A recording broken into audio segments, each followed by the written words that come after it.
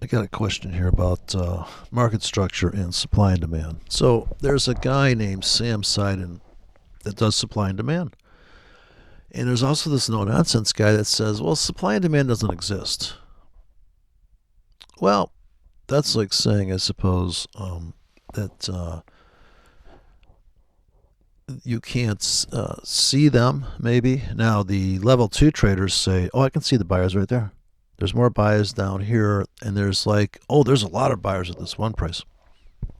Okay, so are you going to find the exact entry, or are you going to try to find a area to buy? So, I can go through this Sam video. So there's Sam videos out there for free, and I've always watched those, and I always watch somebody else's trading thing. I said, but this guy's saying I should trend trade, but Sam's saying I should counter trend trade because you're really what he's doing is buying the sell off. Stock. If you're buying stocks to own, say you want to build a stock portfolio, well, you just put a bunch of limit orders out there, fucking $2 deep on every stock. And Sam's saying he doesn't care if he waits 3 months to get filled. So that's a different personality than somebody that is saying, no, I want to get filled in the next hour. Please, for the love of God, smash the market down because I have a bunch of orders down there pending, waiting to get filled. And in my case, it's going to be a blanket of tickets because they have no fucking idea how far they're going to fucking slam it down. So watching these people with the corona, it really reminds me of shorting into a market. Like, you're like, how much higher is this going? What the fuck? If you've ever seen a market move, you go, dude, this thing can rip. And if you're in it, you'll notice that from, if you're on the wrong side of it, ripping up because you're like, oh, this should be topping out soon. Yeah, those bulls are starting to really fade. The same thing in a bear situation. It looks like the bears are giving up. But see, this is where the structure or the lack of prices creating a vacuum for me. I see this vacuum now. Sam is saying contradictory stuff. I just noticed why when I watched him, I go, well, okay, but you just flipped it like this fucking health minister guy for the United States, a little guy. You can't get ambiguous. You tell me you're so fucking smart, but you have to be very clear. You can't be, well, it kind of, sort of. If that's the case, then the trade plan needs to reflect that. You have to have this, well, so everybody has there's an exact place to get in. You can see it on level 2 trading. This is where you see, and that's another thing disturbing for me, there's no pattern in numbers. Trying to read a number and go, it's 358. I think that's higher. Is that, because I can't even think like that. Is that higher than can you get out? It's like, can you recite the alphabet every fucking? I'm still looking through the phone book going A, B, C, D. I got to count this shit out. But if I see a pattern, I go, yeah, it's all like zigzaggy and noisy. I'm like, yeah, I think that's the pattern. I think that's what it's going to do. So and the thing is Sam needs to, since he's waiting to get filled, he's not going to get filled for like a month. He's got to pay the rent. And I think he's got this online trading academy thing. It's like, I don't know. It's like every other academy that you've ever done in your life. Yeah, you go to school and do that. So there's two schools of thought. You're going to go to school. You're going to learn the Sam Seidel. And this is how you probably have to do it. You're not going to trade like him and wait for the Sam. Either you're going to be too impatient for his pace, or you think that guy's over trading. That's crazy what he's doing, all them trades on the pullbacks. And I don't like the idea that he's going against the crowd. He's going against Fauci or these people. You got to understand that this Fauci and the modeling, That makes actually harmonic trading look viable. Oh yeah, this is where you get in right here. Oh, I got a harmonic scanner, dude. Get the fuck out of here. So that's the other argument. You have a harmonic scanner. Okay, what is it? If you're really going to tell me you're going to spend all that fucking money to fly to a planet that may not exist, okay, that is the dream. So people have imported dreaming in too many movies they've seen into their life, into their trading. They think stuff, oh, nobody dies on this planet, utopian, and in a really good economy. This is the other side effect of having good economies, and people are like, hey, it's great outside, isn't it? It's very nice outside. Oh, it's very nice. And then all of a sudden some asshole moves into the neighborhood, I would say the virus. People are all spooked to fucking shit. What the fuck? Who's this fuck? Who's this fuck? We have meetings, at night. Who the fuck? What should we do? And so they say, fear of the unknown, and of course in the markets, people are like, why the fuck did I just blow this account again? Can you explain it to me? Sam Seidel said buy the pullback, but it kept fucking pulling back. Now what? And I can show you the flaw in some of the things that assumptions people make about supply and demand and where it exists and where it doesn't. And all of a sudden, the market will actually cave into the supposed last supply zone. They no longer exist. You've left a trail of I picture the market as like marching through a forest, and it's like after it's devoured, chowed down everything. And it's, it looks back on itself and goes, I think there's nothing here. Move on to the next forest, the next terrain. But the forest, to me, is the creation of the forest is the sideways market. And so there's stuff growing above and below. And in the turtle trading, and that's another approach, is that's kind of pure stop entry confirmation all day long. That is, there's no Fibonacci in turtle trading. You just keep putting buy stops. You keep buying high and selling higher. Because to buy low and sell high would be Sam Seidel. You're coming back to retest supply and taking off. But this happens so many times. In forex, it's like it keeps happening and churning, and the market keeps doing this thing. And it's kind of like, oh, it just moved 48 pips. Like, that's crazy. Look, it just went down somewhere in the world. Somebody steps into the market, because since the market is not moving, it's totally balanced. It's almost like nobody gives a fuck about ventilators till all of a sudden one day. And now the price is all over the fucking map. You got too much of it. There's not enough, right? This is the whole problem. That's the spread. That's the shipping and handling. That's all the drama that comes out of people just saying, this thing, who gives a fuck? All of a sudden, it's the most important fuck to give out of anything on the planet. By the way, I'm up like $3 on this Ryan bot. And it's doing weird trades. There's no stops. But, yeah, so it's kind of like, well, is this a train worth hopping on? Is this going to be the rally to ride? It pulled back. Should I get in on the pullback?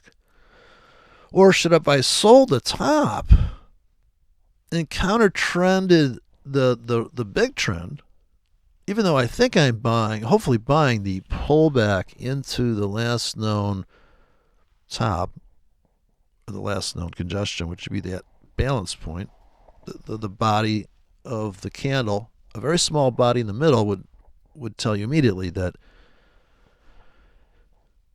there's not a lot of volume, and there's no reason to really debate the price. It's not like, did we overmodel that? And of course, then you can make the argument that the market's really driven by people that in unison. This is the unison view of why markets do what they do, is that, well, it's a self-fulfilling prophecy and everybody's on the same train. You can see that to a degree. I mean, we can all see the trend traders are taking advantage of every pullback on this 5-minute euro versus the yen chart.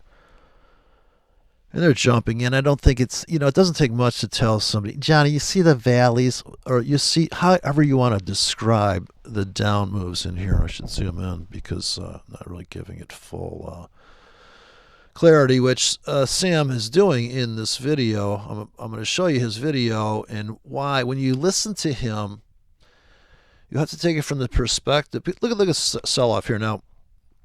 So here's the sideways balance point. So we can describe this so many ways till Tuesday, and you could make up, that's ideal, you have custom courses, like, hey, how do you see the world, whatever metaphor you need so you can place a trade, or I've heard it called make a deal. Now, when I first saw forex, they're talking about, well, here's your deal. You're making, I'm like a card, like we're gonna deal cards, or like we're gonna deal and buy a car. I thought, so however you want to describe it, and you could make all sorts of crazy. There's no end to what we could do to this chart. You could say stuff like, well, now these supply and demand zones. This is the doji. Can we agree that it's a sideways price action? This is the 5-minute euro versus the yen.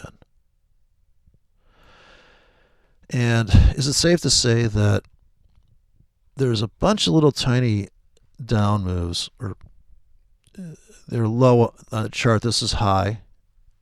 This could be, you could call this a swing. What do you call a swing low to swing high? It's different for everybody. Some people are going to see this move, and they're going to see maybe this move and say, wow, I kind of like to be in these moves here. But what is the cause for this move is all this sideways action, right? So the longer you go sideways in the tighter zones, the more dramatic the move is.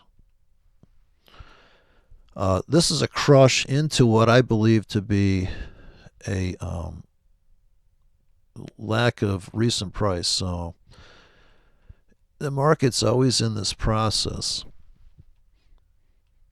After it runs, after this big run, this may seem like a lot of money to you. And that's kind of like this move. If you're looking for that move, particular move, you're going to have to wait for all this bullshit here. And hopefully you can endure that, because here's the other problem that Sam doesn't talk about in the video, is how to accommodate a move like this. So how to fill both requirements of buying low and selling high, even though it's how you get in. So Sam is saying put limits in. I agree. But where do I put them, for God's sakes? If I put limits in starting here all the way down, I can kind of see that, yeah, this big run down has just satisfied this supply or demand zone. It doesn't matter in forex, because it just, you could call it up or down. It doesn't matter. Just think about, and you could call this support, and you could call this becomes resistance, and all of that bullshit. But it's really like, are you pulling the trigger every 5 minutes? This thing is going up because you're building a building a short position. Let's just call it a position that if we break down, you're going down, and you keep on nailing the. So Sam doesn't want to keep pressing a button here. And if this is a monthly chart, you can only imagine that Sam would be in on it. So it's a frequency of the trader. Here's a retest of a bottom. We could have got in right here. The spread's pretty tight here. I could have just got in there and pulled the trigger at the market and go, fuck, I just scalped that. Yeah, no shit. So there's this guy that I talked to on Discord. And he was saying, well, yeah, no, I did this trade. Well, that's great. But when the market rips like this and you keep selling these new highs, so you could say, I sold this, fucking love that counter trend trade. I sold up into this hole, this big void left behind. So this is the cup and handle view.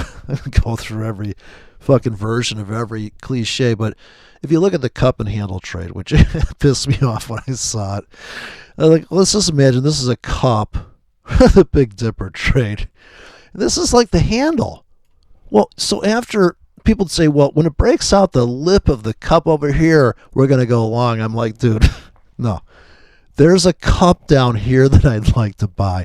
All these are cups. So practically speaking, all these, why not buy these fucking cups down here? Why are you looking at this fucking Gartley shit? Well, we're going to get in down here. I ain't got time for that. I can't do it. Now, you could do it, and that's why I realized why I just go berserk when I watch this forex hangout guy trade. Is he'd say shit like, well, it's making higher highs until it doesn't. I just wanted to take a gun if I had one and blow my brains out. Yeah, I got it, but what are you doing about it? He would wait. I swear to God, this guy. Now, he could make money. He'd wait for something like, I don't know, he'd buy into this. I guess I look at it as like a no-nonsense trade. I'm going to buy it. It looks like it's going up. That's great. I mean, look at you made money. But I'm just going to tell you that if you bought really big here and this shit happened, you'd be like, fuck. So what Sam is saying is this top's becoming a bottom. And you got to buy that pullback. But sometimes it overshoots, and then sometimes it does this shit where you're like, on the 5-minute chart, if I said, well, this is a, here's a perfect top become a bottom scenario, right? This is, actually, this is an auction. I call it auction. It's just like unfair prices. I also call this unfair prices. So what you call this, whatever you need to fucking call this to make it okay to put the trade on. So if I buy this whole like new lows, now this is the other thing. I'm gonna candy stripe this thing. I'm putting in limits like this. I'm just pressing a button on not the it's not a robot. It's just a script on a tablet, and I'm like, oh yeah, it looks like it's gonna plunge here. Here comes the London Open plunge or the whatever spike I think is gonna happen. And so at this point of the chart, yeah, the sell limit's come in here, but I'm just going to put a blanket in because I don't know where it's going to land. So I'm admitting I don't know. My first sell starts here, and I'm going to martingale in, right? Fatter, longer, deeper, harder. And this here, I picture this as the rooftop. Now this is the 5-minute chart, max zoom out. Not max zoom out yet. Here's max zoom. So max zoom on a 5-minute chart, we can see the supply and demand zone, see where the theory breaks, where it falls apart because the volatility. Look at this thing it's getting in on the, I think it bought into this plunge. And it's treading water. It's not making any money. Or it's not losing too bad either. But that's, I did put a new version on two other currencies. I'm running the euro dollar with 2 robots. I need to put 10 on there and change all the settings on them, and I have to change all the magic numbers and the global magic number. I don't know. And I have to save. I think you can save a template, and it'll hold on to the settings. And somebody said, oh, test it on tick data. You just have to test it with real money. If you know what it does.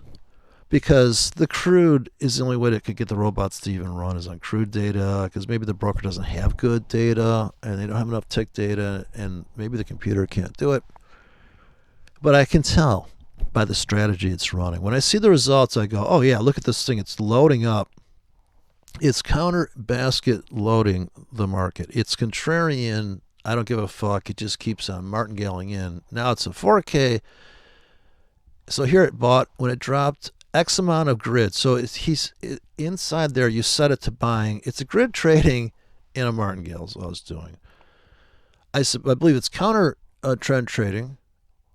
because it looks like it's buying more as it goes down and selling more as it goes up. And it's holding a winning hedge right now. And I don't know how it's getting out of the trades because there's no stops on any of these tickets. So I would never put a 4K in, but it's doing something I wouldn't do, and it's up $6. So it's killing it on this €1 euro against, because as it comes smashing down. So I get the logic of what it's doing. And that's another thing, is that all this shit does work. There is no okay, so the guy asks the question, says it's kind of a long way around to, I was trying to read the actual question this guy wrote. So he says, so I watched your videos on supply and demand. You talk a lot about liquidity vacuums and where and when to scale in.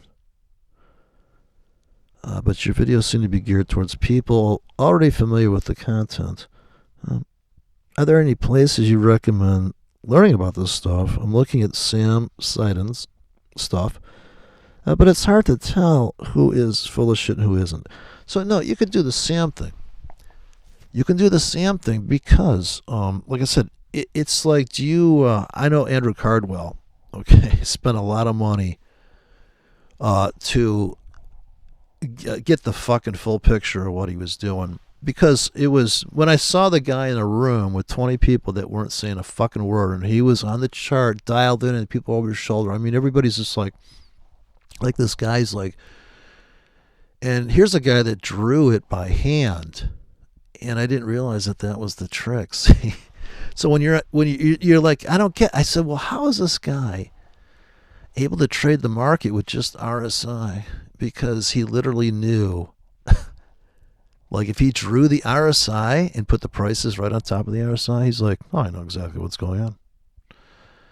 This is a higher number. So it's like level 2 trading. He's looking at the number and he goes, yeah, this is a different, yeah, it's more overbought at a higher price. It's more overbought at a lower price, sell. It's more oversold at a higher price, buy. It's the velocity, the pullback. That's the entry.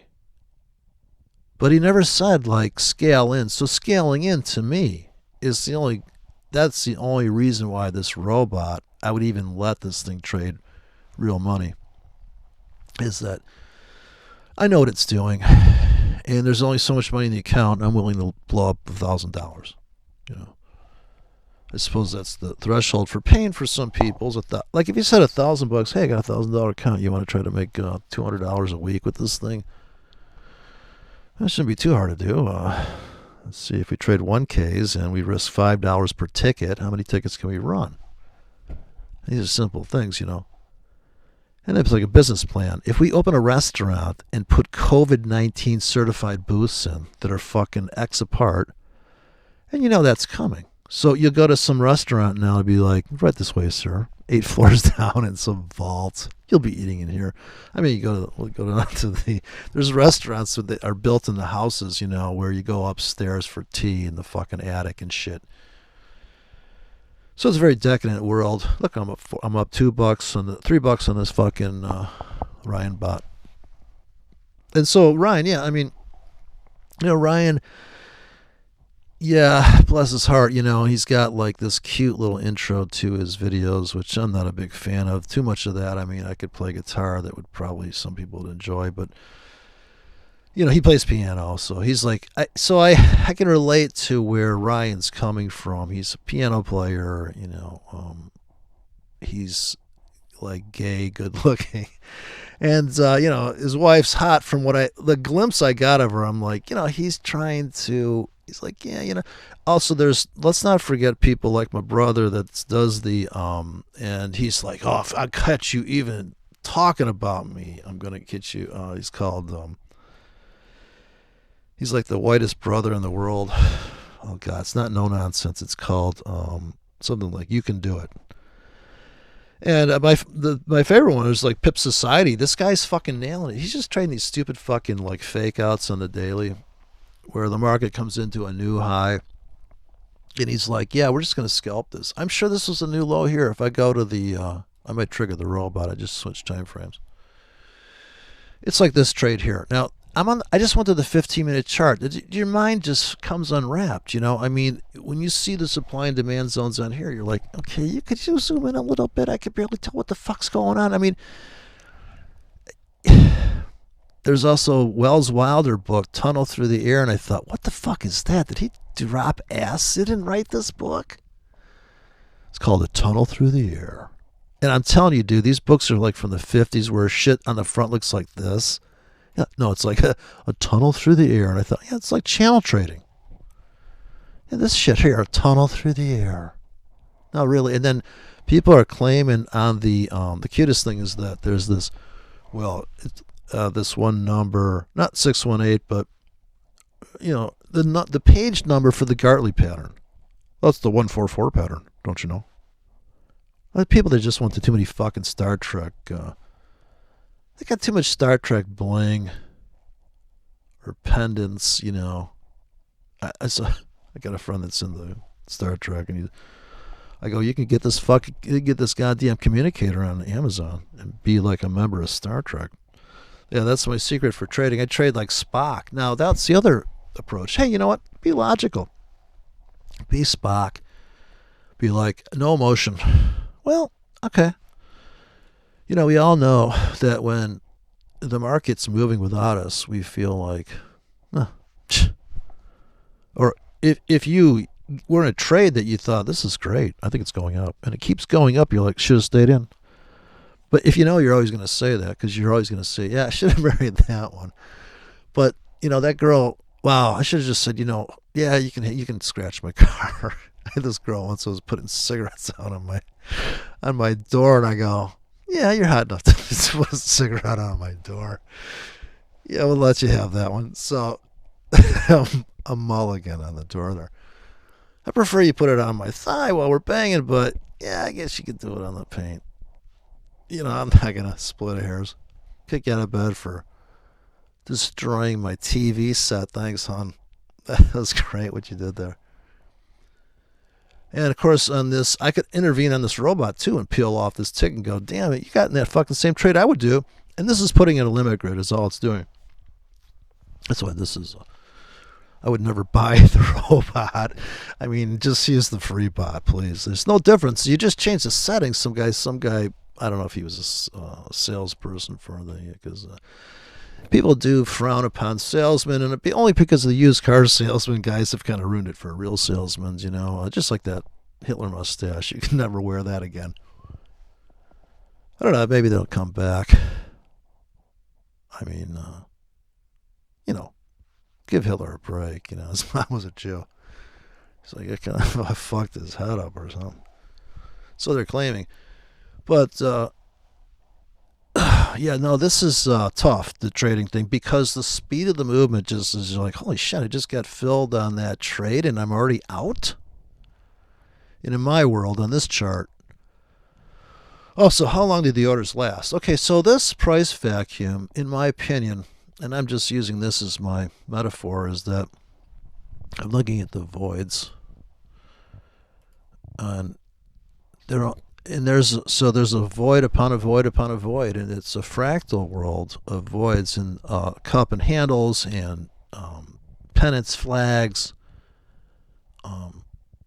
severe moves, just brutal moves like this one here that rips so hard. I'm in the middle of a trade here, so I might tell what's running on. So I was reading that, guys. I'm using that to read the email. And would you stay in this trade if you were long? Well, I am going to stay in this trade because I'm letting the robot trade this one. I don't know what its criteria is for cashing out. I don't know if it just keeps building the account. Honestly, I have no clue. I can't see the code, and even if I did, I'm like, I guess. I think it would take a lot of setting changes, and here's where there's more work involved too. And are you just going to sit there? And if you're in the United States, you know, I feel sorry for you in so many ways. I would be getting out of. I'd be totally flat on if that was $1,000. Like if I bought here, bought. I'm down 250. I'm down 350. I'm down 400. I'm down 500, and then the market starts to come back. And I'm like, so that's what this robot's doing. It's martingaling in. I told it to on a grid. It's just dumb shit stuff. It doesn't matter the criteria for the launch. It doesn't matter the settings. It needs some stupid fucking reason, and that is true. That Ryan this is a silly fucking system. As long as there's money management in here, this thing will churn out money that you don't have to fucking babysit. The only thing you got to worry about on this is you got to come in and say, okay, it's gonna buy like I'm gonna put in a 10 grid and a 20 grid, and I'm gonna run 3 charts of the euro dollar or the euro versus the yen, and I'll be doing that today. I'm gonna add the stack up the robots and do it's team bot method. It's called a team of goobers, and they're just all trading. And this is where I'm departing from structure trading. That yes, you can make money from good money management with a dumb shit entry, and that's how people do it typically, right? Your entry, the reason for your entry could be just like people have done this with fucking astrology. Like I'm getting in because they're not naked waiting for a rogue wave to wipe out and have to do an apology tour because you wrote a book. And there's another guy that he made a bunch of money and went naked in a natural gas option and just totally destroyed like $140 million of and then some, because there was margin calls on the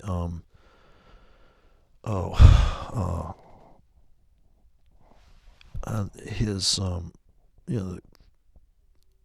these people are like, I think they took out loans or something to really load the wagon on this guy's system.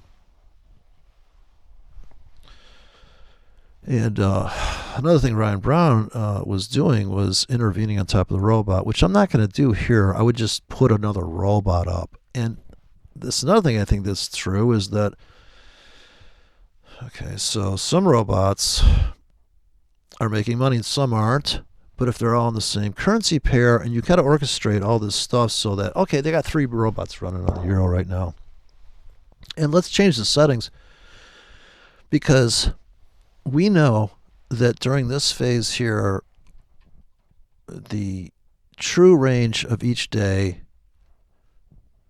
you can see it right here. So here's actually, it's hard to believe, I know, but this is the beginning of the day.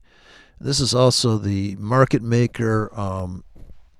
Like I said, I'm going to go through a bunch of these names that are different people that look at the market a certain way. ICT, there's nothing magic there. This is a 15-minute chart ICT would run typically. And he's going to call out order blocks and places to sell and buy. And we don't always get filled on these trades. And I think it's obvious, hopefully obvious, that maybe he's not. He's either trading pivots or he's trading unfair value. There's only 2 things you could possibly trade in these markets. You're either loading the wagon in one direction or bidirectionally very tight stops and a hedge breakout system that's the true range breakout. Say you get a 1 day that's 18 pips high to low one day, and the market's capable of moving 100 pips in a day, and you get another day that's 22 pips, next day is like 10. You're like, something's gonna fucking go nuts. And that's when you would look left. So here's just a 50-minute chart of just bullshit chop. And there's something that explains just this move right here, and I believe it is this supply, or you could call it pivot. It's a turnaround on this. I don't know, this may be too okay, there's so many fractals within a fractal. This is the 15-minute chart. On the 1-minute chart, it looks just like this, but the only difference is that this is now maybe 10 pips, where this is 100 pips. So how big do you need to trade so that you don't see equity that's going to blow your brains out, right?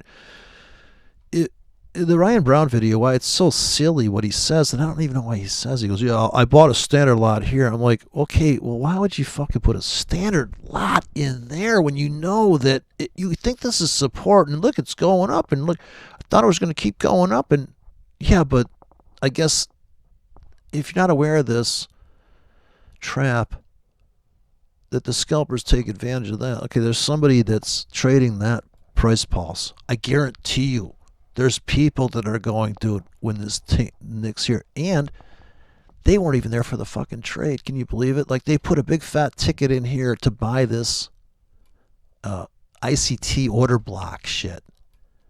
All it is like a unique area on the chart because of a criteria that's called the lowest low. That is the low of the day.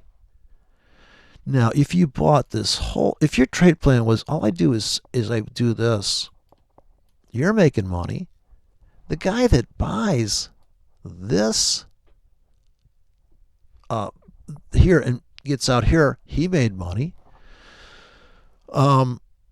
The guy that sold the Asian highs, and this is also an ICT thing where he's claiming, but there's order blocks all over the fucking place.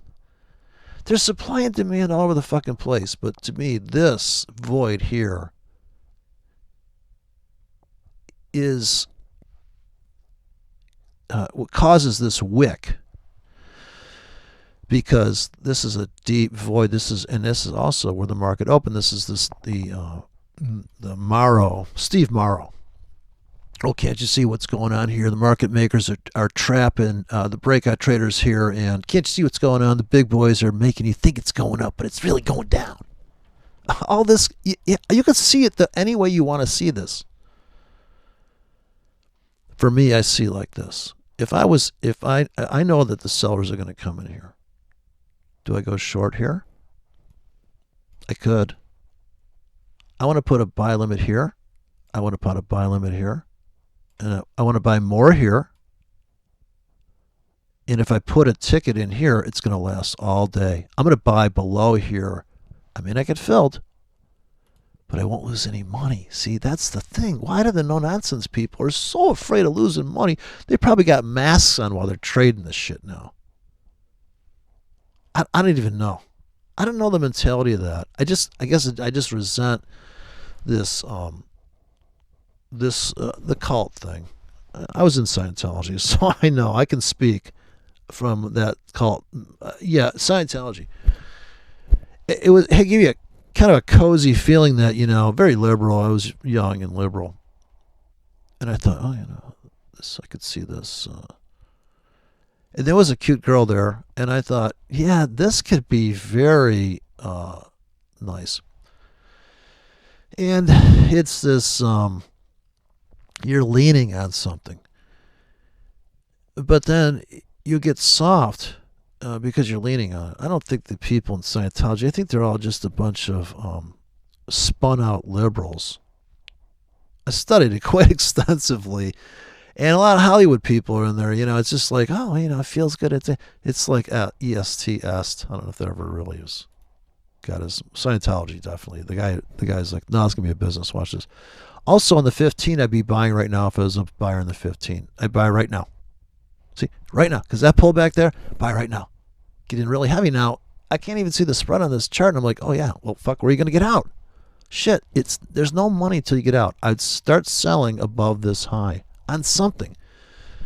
If that's true, I got to buy one at the market right now, and I've got to have another one I buy at the market. So look at the 15. So here it is. This is 2 o'clock in the morning. This is the 15-minute chart. Now, in the Sam Seidel world, he's like, well, see this top? This double top's becoming a bottom, so you're going to buy there. Yeah, a lot of people did. And I think this is what's the hard part about trading is that, so you thought you missed out because you missed this entry and it went up like that. And in a blink of an eye, this is the satisfaction of supply and demand. This is the satisfaction of a vacuum very quickly, because that's what it does. It's like when the wind, if you go outside, what's outside today? The wind, dude, talk about issues. The wind is like that. It does a flutter, and it's got to fill that void. I wonder if the wind is pushing into itself. But this if I'm looking at a robot, imagine a robot that has money management built in. So we're going to trade against the robot and make money. Because those kind of robots, typically, if they run a trailing stop robot protects your equity, but what's the downside? It doesn't let your profits run. Okay, that's, I don't know if that's too fancy, but that's another truth. If I were to buy this for whatever reason, any one of these 15-minute bars, so I buy down here and I'm like, God, I can't believe I got this fucking price. It's amazing. I bought because it was down. It was a new low. I mean, I was freaking out because I bought this low and I got clobbered. Or I bought this low. I bought this low. I bought this low. Fuck. This is a dead cat bounce. This is a measured move. Straight down, one breath, straight down. We could look left and we would find a reason why this is just shearing down. So, in the world of the person that is gobbling up this giant move on limits, which this robot apparently is doing, as you can see by the limit grids getting triggered, that's a whole different world. The guy that sold every rally and built a short position here, and he's cashed out of, like, as I'm getting in, he's getting out. He's anti-market. He's unloading. He gets out here. He gets out here. He gets out here. And he's like, holy fuck, I'm done. That was an amazing fucking trading day. But did he trade big enough on this day to make up for all the fucking shitty sell-offs like this and like this and like this? And those are kind of Ryan Brown trades. I think it's going to keep tanking. Let's sell here. Yeah, I'm getting a signal. Are you too? Yeah. And that's the other thing is this never makes it, well, it makes it back to the wick floor here. And the sellers come in for that, and there are people that did buy all the way down, like me, and there's all these different traders trading all these different schemes. Or are you going to go down here and use this true range of every bar and go, yeah, I'm not putting a sell stop here. Well, a turtle trader would put a sell stop there, and he'd make money and go, I don't see why you don't just, you think it's going down and put a sell stop here. Because the times that you think it's going to go down here, you put a sell stop here, they're trapping you. So it's all about how big are these trades? Are you going to build a long position and keep buying every pullback? You think that you missed that move, but then here it revisits, and it keeps retesting. And if you had bought here, you're like, can we just go up? And the money management people that are protecting their position, they run their sell stops, and I'm going to buy their sell stops off them with limits. So I'm stacking my limits up in here, but not really. I see that it is going up, and in my system, I'm putting hard priced grids in that I know cost X. So on my tablet, I press a button right now that goes buy limit, buy limit, buy limit, buy limit, buy limit.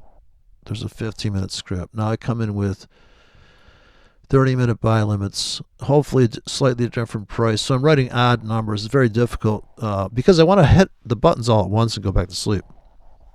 I want to hit all these buttons. And I want to put inside of here, I've got a 1-hour order, a 2-hour order, 3-hour order, 4-hour order, a 6-hour, 8, and a 12-hour. Because this price is going to be fucking premium if we ever make it down here.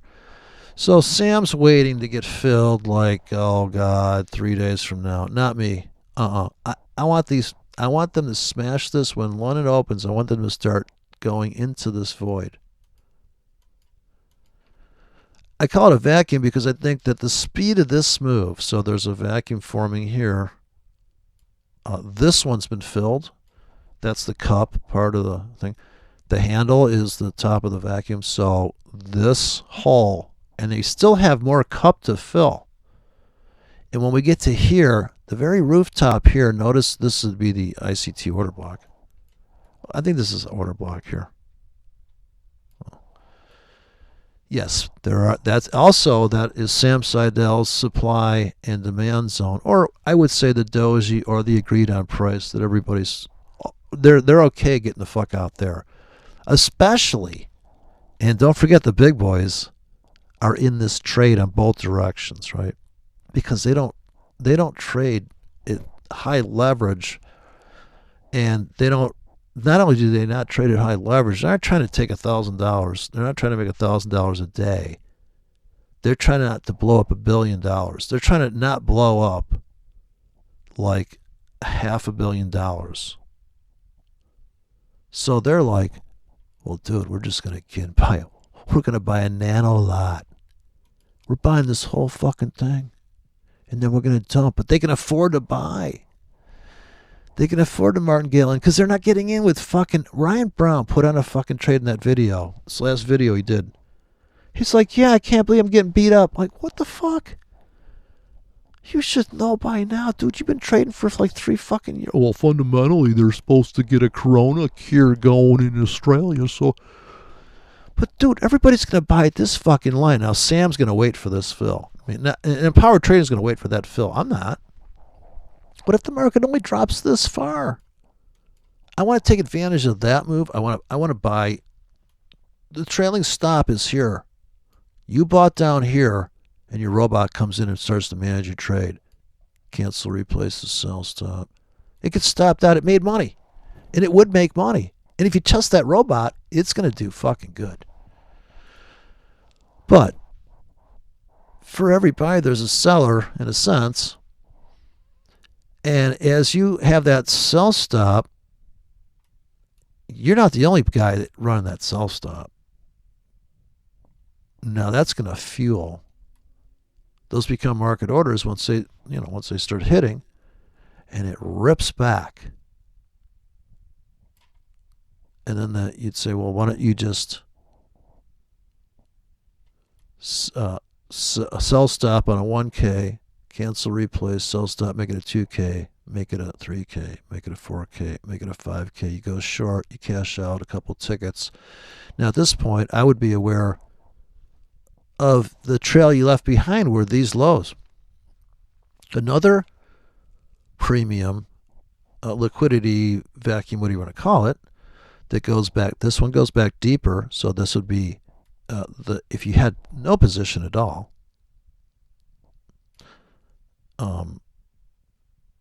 Imagine you're not in the market yet. There's nothing wrong with buying a 1K here and a 2K here, right? Aren't you martingaling in? Aren't you fattening up the trade going against it? And then you put another limit down here to buy maybe a 5K, because by then, or you bought all the way down, right? It's deeper, this lasts longer, no fill. But no harm. No loss. No risk, no exposure. So I'm talking about, I guess this whole time, my whole point is incremental scaling exposure. Why in the fuck do you think you know where the market's going to go? I mean, it's so ridiculous. And the worst thing you could do, unless you have a discipline of watching the clock or waiting for the 15-minute chart to update, you never trade the market. In my opinion, I never trade the market going with it, the way it's going, unless, I feel I'm chasing at that point. I think I missed the move for me, and that's a psychological thing. So if I was to, but you'd say, well, that doesn't make sense. Why don't you just sell here? At this point here on the chart, why don't you just sell here? You got confirmation of breakout. You could have a sell stop here, don't forget. But the way you set this trade up, and it's also called a setup, and I think that different setups, you're gonna get, there's gonna be a high drama move because it's very sideways. It could have easily just ripped up into this support area at some point here. I'm not going to say I know what's going to happen there. So the true, like right here, so this is down. I would buy at the market right now because it's down. I think it's going up. Now, I could be wrong, and I guarantee you I'm wrong because it's already pulling back. and I'm going to put a 1K, a 2K, a 3K, a 4K, a 5K. This is going to last 15 minutes, and the simplest and the least risky trading on the planet. This order lasts 15 minutes because I can perceive that market dropping this far in 15 minutes, and will just get filled just before it expires. That's the expirations. This order lasts for 30 minutes. This one lasts for maybe all day here. So if you have intermingled, you have a daily ticket, and these are swing trades, or these are trend trades. There's a stop down here for this entry. You write that exact trade plan. So I've written about 1,000 or more of these tickets. And so the Goldilocks theory, or the ultimate entry, in other words, you have to romance this thing. It's like fishing, I guess, is a good metaphor too, that if you're going to go fishing, okay, so you're going to put out a little bit of bait. You're not going to use all your good bait at first. You're going to probe the market. This is also the Dennis Richards, or Richard Dennis. All these people, there's books like Market Wizards, all these books you could read. And what you notice in Market Wizards immediately is that everybody's trading their personality or their own thing. And that's this guy I think is from New Zealand. This guy, Ratman, who's talking about, people don't want to really dig down to what they're good at and realize that, they're just really good at, like, think about the artist Jack the Dripper. He would just drip paint, and he's like, dude, nobody's doing this. I'm doing this. He made so much fucking money, and all he did was drip paint on a canvas, but he accepted that was his gig. And he went with it. I like to catch a falling knife, because I guess I like Cirque du Soleil. Not that there's anything wrong with that. But you ever seen the two guys that are like grabbing each other and stacking each other? But you're like, I wish I could do that. And are they getting laid? Maybe not. So see, buying here at the market, I would buy there on the 15, but now I'm getting filled on the limits, right? This is the London sell-off. This is 2 o'clock in the morning. We know this is going to happen every fucking time. Every fucking day. So for me, it's like this. Limits all the way down. I ain't babysitting this shit. If I want to go to sleep at 8 o'clock at night, I could wake up and watch it fill. I'll be like, yeah, just like I thought. Fucking they're crushing it again. So I'm buying this sell-off, or I could buy the rally. I could sell into the rally. I guarantee you, somebody sold every rally here. They sold here, and I think this robot actually did that. I guess it's building a winning hedge. That's only up $2, but hell, and it's people are selling here. Now this sells different because this is an unfair value new high sell. And you could have put a limit order there. When the market was there, you could put a sell limit here that lasts all day, or it could last 8 hours. Now, ideally, you press a button, which I have the buttons I'm pressing. I'm in about a 10K here. And I got plenty more K below here, all the way to here. But it's not because of this. I'm not looking at this anymore. I could, but I know. For me, I ain't gonna do that. I'm buying this whole fucking plunge. And what I'm saying is that if in the next 15 minutes we can make it to here, I'll buy 300K. For 15 minutes, I'm creating my own auction in front of the market. I'm front running the market with my own auction. I will buy here for 30 minutes. I'm putting my exposure out here. I'll buy 3 standard lots here. So I'm going to have this standard lot. So 2 standard lots, 3 standard lots, 4 standard lots, 10 standard lots here. How long do the tickets last? 15 minutes. On your market set, go. Can you come and fill me on this ticket? And at the end of 15 minutes here, in 5 minutes, I'm going to buy at the market. So I bought at the market here. I'm not breaking any of my rules. I got limits exposure here. This ticket could last all day. Instead of putting in a standard lot here, well, why didn't I just stream down a bunch of 1Ks half a pip apart? I can put in a 10 pip zone, I can load a 20K without repeating price. It can be half a pip apart. Double click.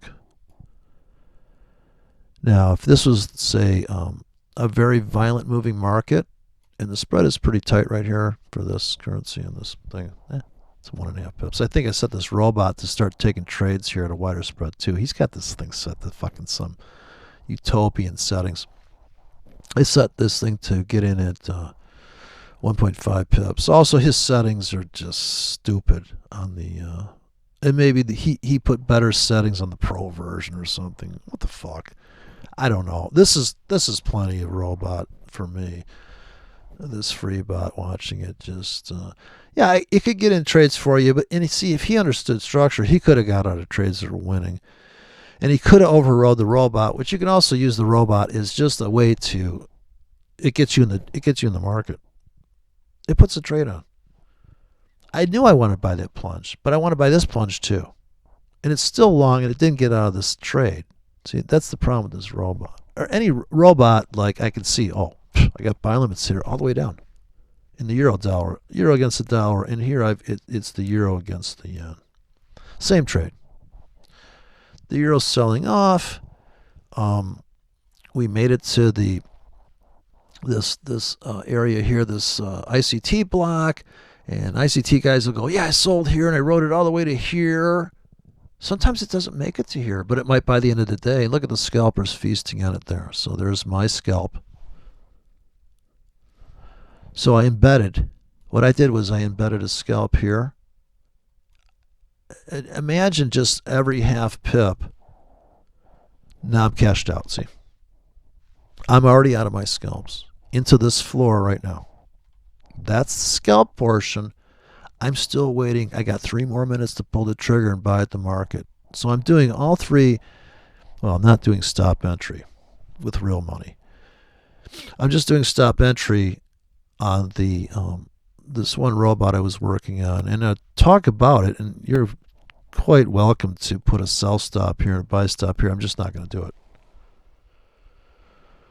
I'm just not going to do that trade. I don't know why. I guess I feel like I'd rather sell at the market or sell on limits that are very tight, or I would rather not even attempt to maybe do anything here. I'm just going to put in the limit grids and wait till it comes all the way back to here. So all the way down. So here's a scalp. Now here's the plunge coming. The scalpers have made their money. If you go to the 1 minute chart, you'll see it bounced into the floor here. Now expected to really plunge. Right, we expected to get possibly really heavy down here. And this is another thing, is you don't have to, I mean, trading at the market is, you got to be there for it. Here it's like, oh, look at this. You wake up and, what if we take out the high of the day? So everything from here and woven into these are all sorts of, like, there's a scalp in here that cashes out here. So it ends up being about 250K. If I could get filled on 250K here, it'd be great, but I don't think that's going to happen. It may only fill 50K, and I have to cash out to here, and I go, oh no, they're going to drive this down harder. So if you wanted to go to the 1 minute chart and say, well, let me see what the 1 minute traders are doing here, and they'll be selling every rally on the 1 minute. And is that a trade you want to do? I tell you, Sam's not doing it. He's not going to jump on that train. That is a lot of work, and you got to be trading big enough to make it worth your while. And the spread is too wide on this broker, I think, to even do that trade. Okay, now it's retracing on the euro against the dollar, and look at the 1 minute chart. Did they not sell this baby rail? See this baby thing? But see, they stop hunted the guy. So imagine you're trading this. You sell. You're like, fucking beautiful trade.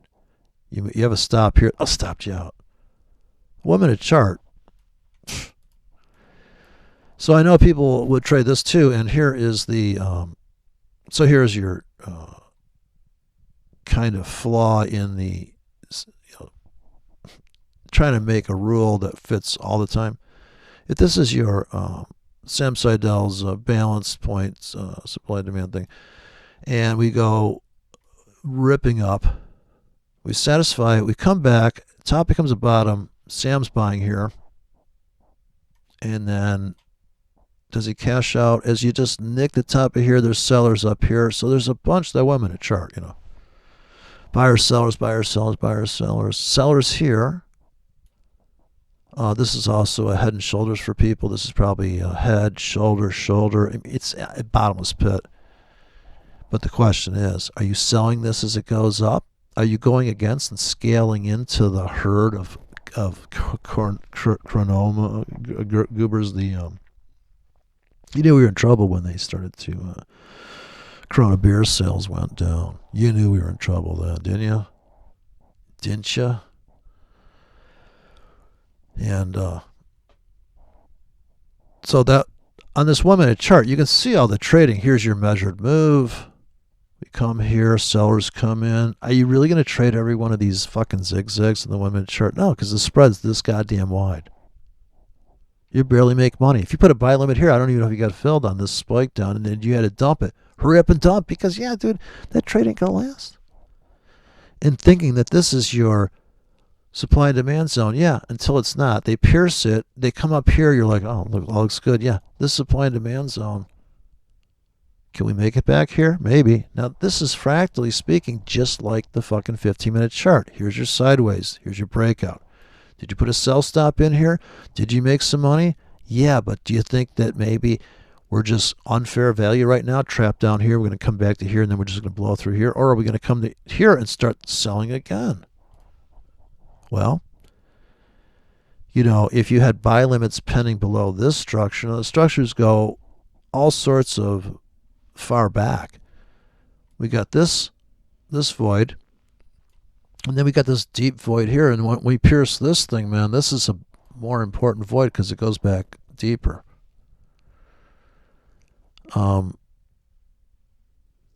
Fractally speaking, here's the guy buys here, he buys this price, and then he puts his trailing sell stop to protect his long position. He gets stopped out here, and the guy that's running a trailing sell stop, and you realize this is impossible, what I'm saying, because you see the spread. Your sell stop's filled, but you're at break even by here on this chart. You're not even fucking made money, where the chart makes it look like, oh, I sold here and I made money. No, you didn't make money yet. Now we're trapped under the auction floor. Right now. It's going to be 2:30 in the morning, Eastern Standard Time. Have we ever seen this pattern before? Did you buy below here 1K, 10K, right? But see the spread. You could not buy this price. You had to buy this price, see? So the deception is, another thing people don't realize, you're paying this price. You ain't paying this price. You can't have this trade. This is fantasy trade on the chart too. This is all bid. There's no commissions, no spread in that trade. You put a buy limit here. You can't put a buy limit here and get filled.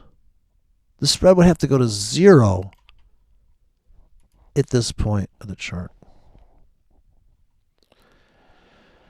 You could look at this bullshit. See, I don't ever run indicators because I'm just watching the price. I don't need to look down here to go, well, look at the small bar. No shit. Really? Look at this. It's a small rally. You think so? And then here's where it's flagging out and people are like, dude, we're getting in here. Yeah, I hope you took some profits down here, because what happens if it rejects this low? 1 minute chart. If I zoom out, I can start to diminish the impact of the spread here.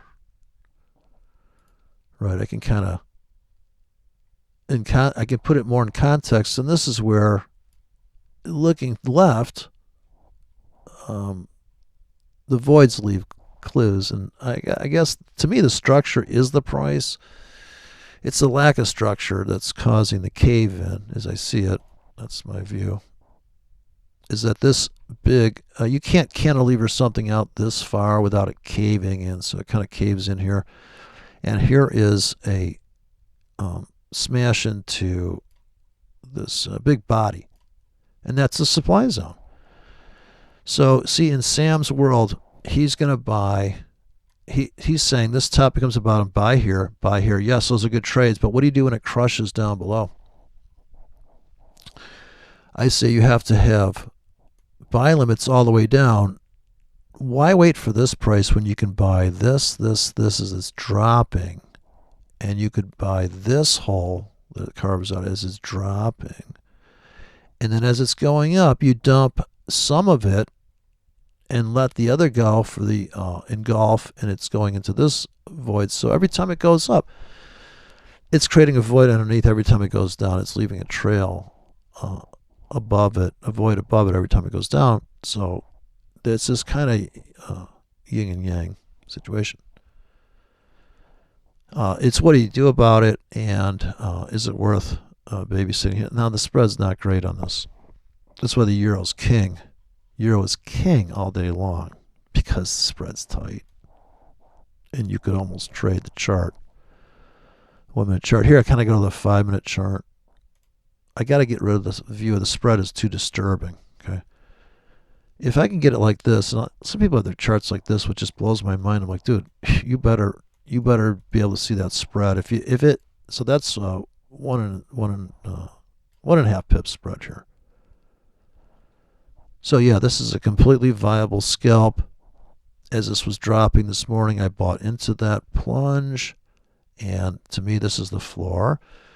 Now there is this broader, and then another thing that people don't really, time frame wise, this is a hell of a fucking accumulation, distribution, or whatever you want to call it, sideways market.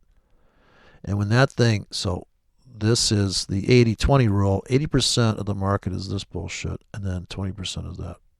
And here it's like 90-10 on that particular trade. And the cause, why such a big rip? And it's going into fresh prices there.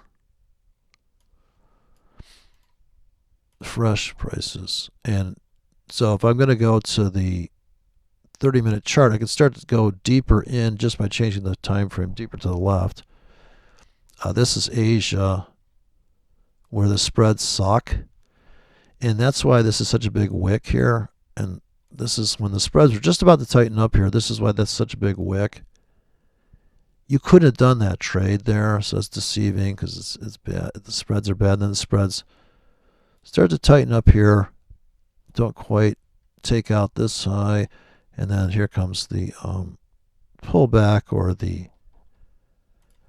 these are all little drifty moves in here. And depending the size you're trading, buying this cave in here into this void for that trade, if you were really big, you'd be like, that's fine. I'm going back to sleep. Buying every dippity do here, buy until this crush. So I'm scalped out. I'm out of 50% of my position right now. And I'm going to ride the rest of this to here. And then I'm going to start coming in with sell limits, like up in here. But before I do that, I'm going to look left to make sure I'm not going to get destroyed. And this is where the spacing is critical of if you're going to limit grid trade it, which is this robot. Too bad this robot doesn't have the ability to say the market is moving at 500 pips every 4 hours. Therefore, I'm going to lay orders in 50 pips apart instead of 5 pips apart. If this robot could do that, this would be a really good robot. I don't know what it takes to get the robot to do that. This is Ryan Bot's free bot that I'm kind of just using as a tool to get in the market. And just see how it does here. It's actually made money. God damn it, I can't believe it. So I knew it would make some money. Not bad. I'm gonna let it go all week. I'm gonna put in some other. I'm really gonna push it hard actually. And I tightened up the signals. So I have a 5. Instead of a 14 period RMI, and this guy is such a goof. It's so cute. I mean, he doesn't. It's just like the no nonsense guy. These young kids. I mean, with their indicators, it's so cute. Oh, I found an indicator called stochastics. Did you know? Stochastics to me is such a piece of shit from the standpoint of like, I'm expecting RSI signals, and I see the stochastics doing weird shit, and I'm like, where's it getting it from? It's getting it for percent R of Williams percent R. It's getting the range and the close, and it's doing math, and that's why I don't like anything other than just a line chart, which is just closing prices on top of range. I can do candlestick trading, though. I know how to trade candlesticks. I didn't realize there was a trade plan for the doji that's different than the bullish candle. That's a different trade plan. It's going to be, we're going to get in with tight stops on a doji, and it could be non-directional. And when it's a big giant move up, for me, it's going to be a sell at the market at the end of that candle. That's my choice. You could go with it. Like I say, you can find places on the chart where you can say, look, if I went with it, yeah, that's only because it's stepping into the void. And where's the void? The void lives on the, and this is the top-down view from Empower. Look at the top-down view. Yeah, I would say for the void. Here's the 15-minute chart. Now, isn't that a game changer? Right? This is like that hydrocortisone. This is a game changer, right? Look at this. Here's another game changer. The 30. The 1 hour. Well, where am I in this fucking market, by the way? Here's the 4 hour. This thing might put a trade on it just because it's time frame dependent. I think you might start trading. And wait a minute, look at the daily. Now this is, we're going to go to no nonsense time frame. Stand back, Jack, and just get a load of this. And this is when you look at this and you go, could you explain that Sam Seidel thing to me again? Okay, well, dude, you know, it doesn't really exist here in the sense of, that's the 4 hour chart, by the way. And I would say this is I also compress the data out, not all the way. I'm just amazed that anybody, cause look at this view. I'm going to go full zoom out on the 4 hour chart, and you tell me where's your trade. Find your trade in there. Wait a second. I can't fucking see my trade in there. You know, this is the thing. And that's the 100 pip grid. That's 100 pips. So this move here, that's the 4 hour chart. And Sam would have waited if he was an auction trader, which if he's a structured trader from the standpoint that tops become bottoms and he's a trend trader, the place to get in is in a pullback of a 618 or whatever your fucking thing is. You get in and the market makes a fucking lunge. And you're like, look at that. We're fucking geniuses. We got in at the perfect pullback point. We rode the big bursting wave 3 and Elliott wave. We're done. We're not going to hang out for wave 4 consolidation and try to trade wave 5. And that's another mistake. Is people are like, well, I understand Elliott wave. Can I trade every wave? No, I don't think you should. I think you look for the wave 4 on the 5-minute chart and try to trade wave 5 or try to find a wave 3. But wave 3, why people don't trade wave 3, it's the biggest wave, is because they don't trust wave 2. So the signal count in the perfect Elliott wave is wave 0 is unfair value down below the low of everything. And I'm using Elliott wave theory in the crudest sense. I'm not really doing the pattern thing. And wave 4 is consolidation. So that could be a flag. It doesn't have to be a triangle. It doesn't have to be anything other than sideways action. Wave 3 is the big move before wave 4. If you just traded those, if you knew when wave 3 was coming, or in Elliott wave, of course, you have the extensions. And this is where people go, well, that's not Elliott. You kind of fucked up the pattern, didn't you? Yeah. And that's why Elliott wave, without money management, with anything without money management, is just undoable. You got to peel off that first ticket to pay for the ride. As far as I'm concerned, I don't know how anybody else does, unless you're a big boy that, like you're trading, you're trading dollar for dollar. It's just like you're trading gold bullion without having to pick up the bars. You got $40,000 in a trading account, And so you're risking 2% of that, and maybe you only put on 2 trades a week, and you've got an 80% win rate. Great.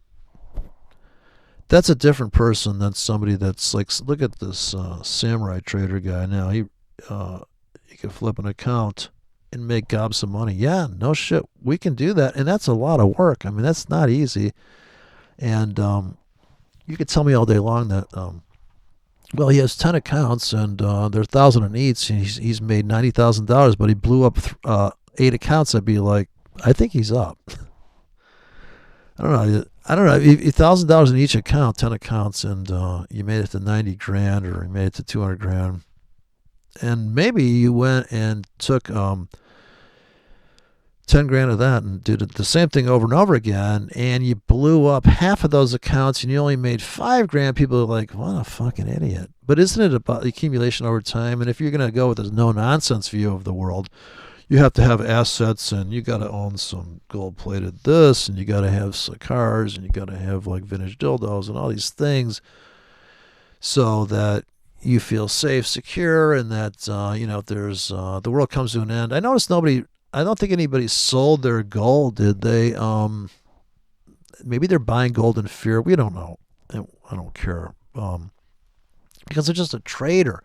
I'm trying to just end up with cash, so that if I got to go buy some more soup, I can go buy it at the store, or I can use my debit card and there'll be money in it, and I can go buy toys and stuff that I really want to. I want to buy a toy that does something. Now, if you buy like gold bars, I'm not that guy, because I can't play a gold bar, but I can buy a fucking tape machine and sell it for the same amount of money I bought it for, or more, all day long, and I can use it. And maybe I'm ruining the value because I'm using it. But if I really needed the money, I could sell it. And I guess you could probably sell your gold, but I guarantee you, if you go down to the pawn shop right now with your gold bar, they're going to give you a shitty spread. No nonsense guy said, "Oh, you can buy it, but you got to pay." Yeah, because when the market heats up, the spread gets wider. When the market's quiet, well, I mean, let's say that I'm saying the spread is volatility. When the spread gets wide, we know, hey, shit, look out. When the spread's wide in Asia, it's a different kind of wide spread. There's not enough participants there. But I'm saying volatility is the spread between you and the next guy that's going to get the other side of that trade, and slippage is included in that too.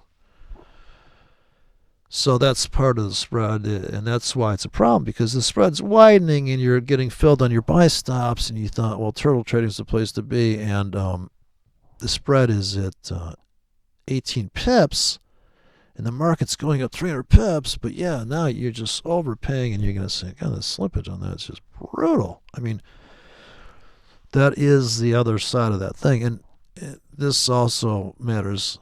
The density of your tickets, how big is the account? Are you trying to build an account so that you can build another account and build money?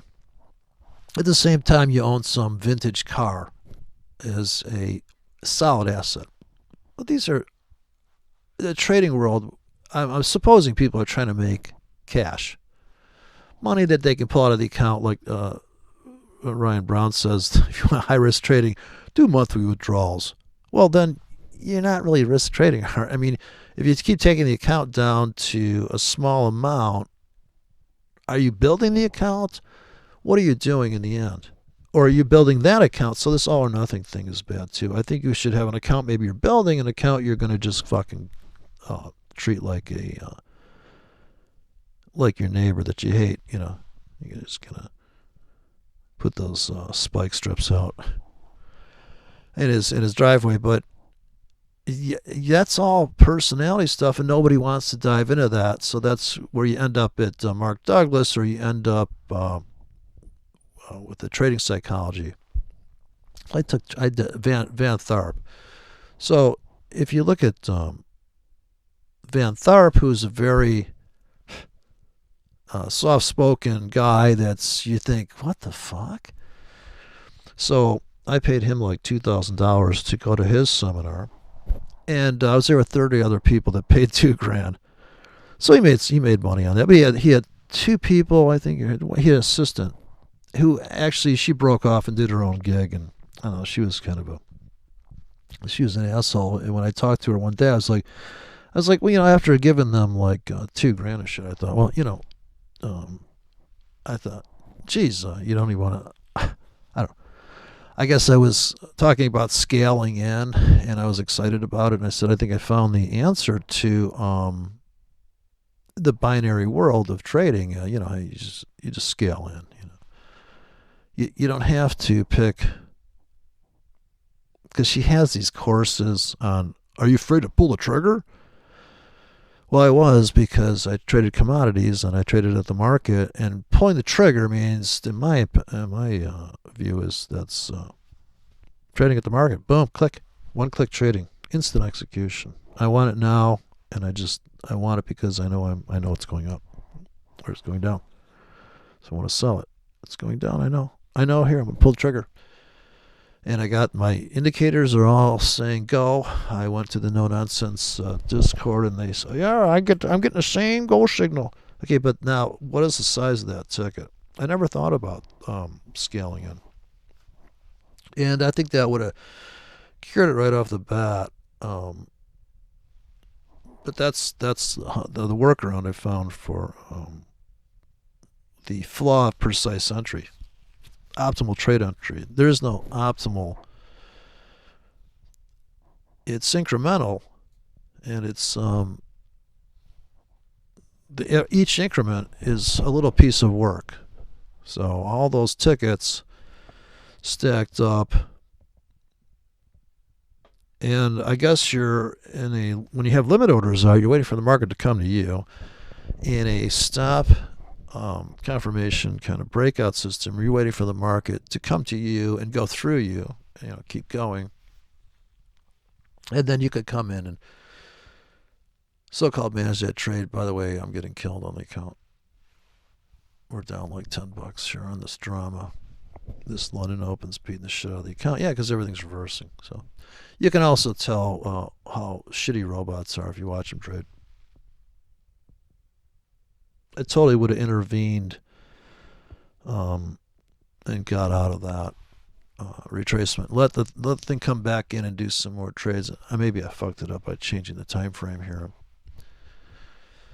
But look at this chart. I mean, do you really think you could build some algorithm for this thing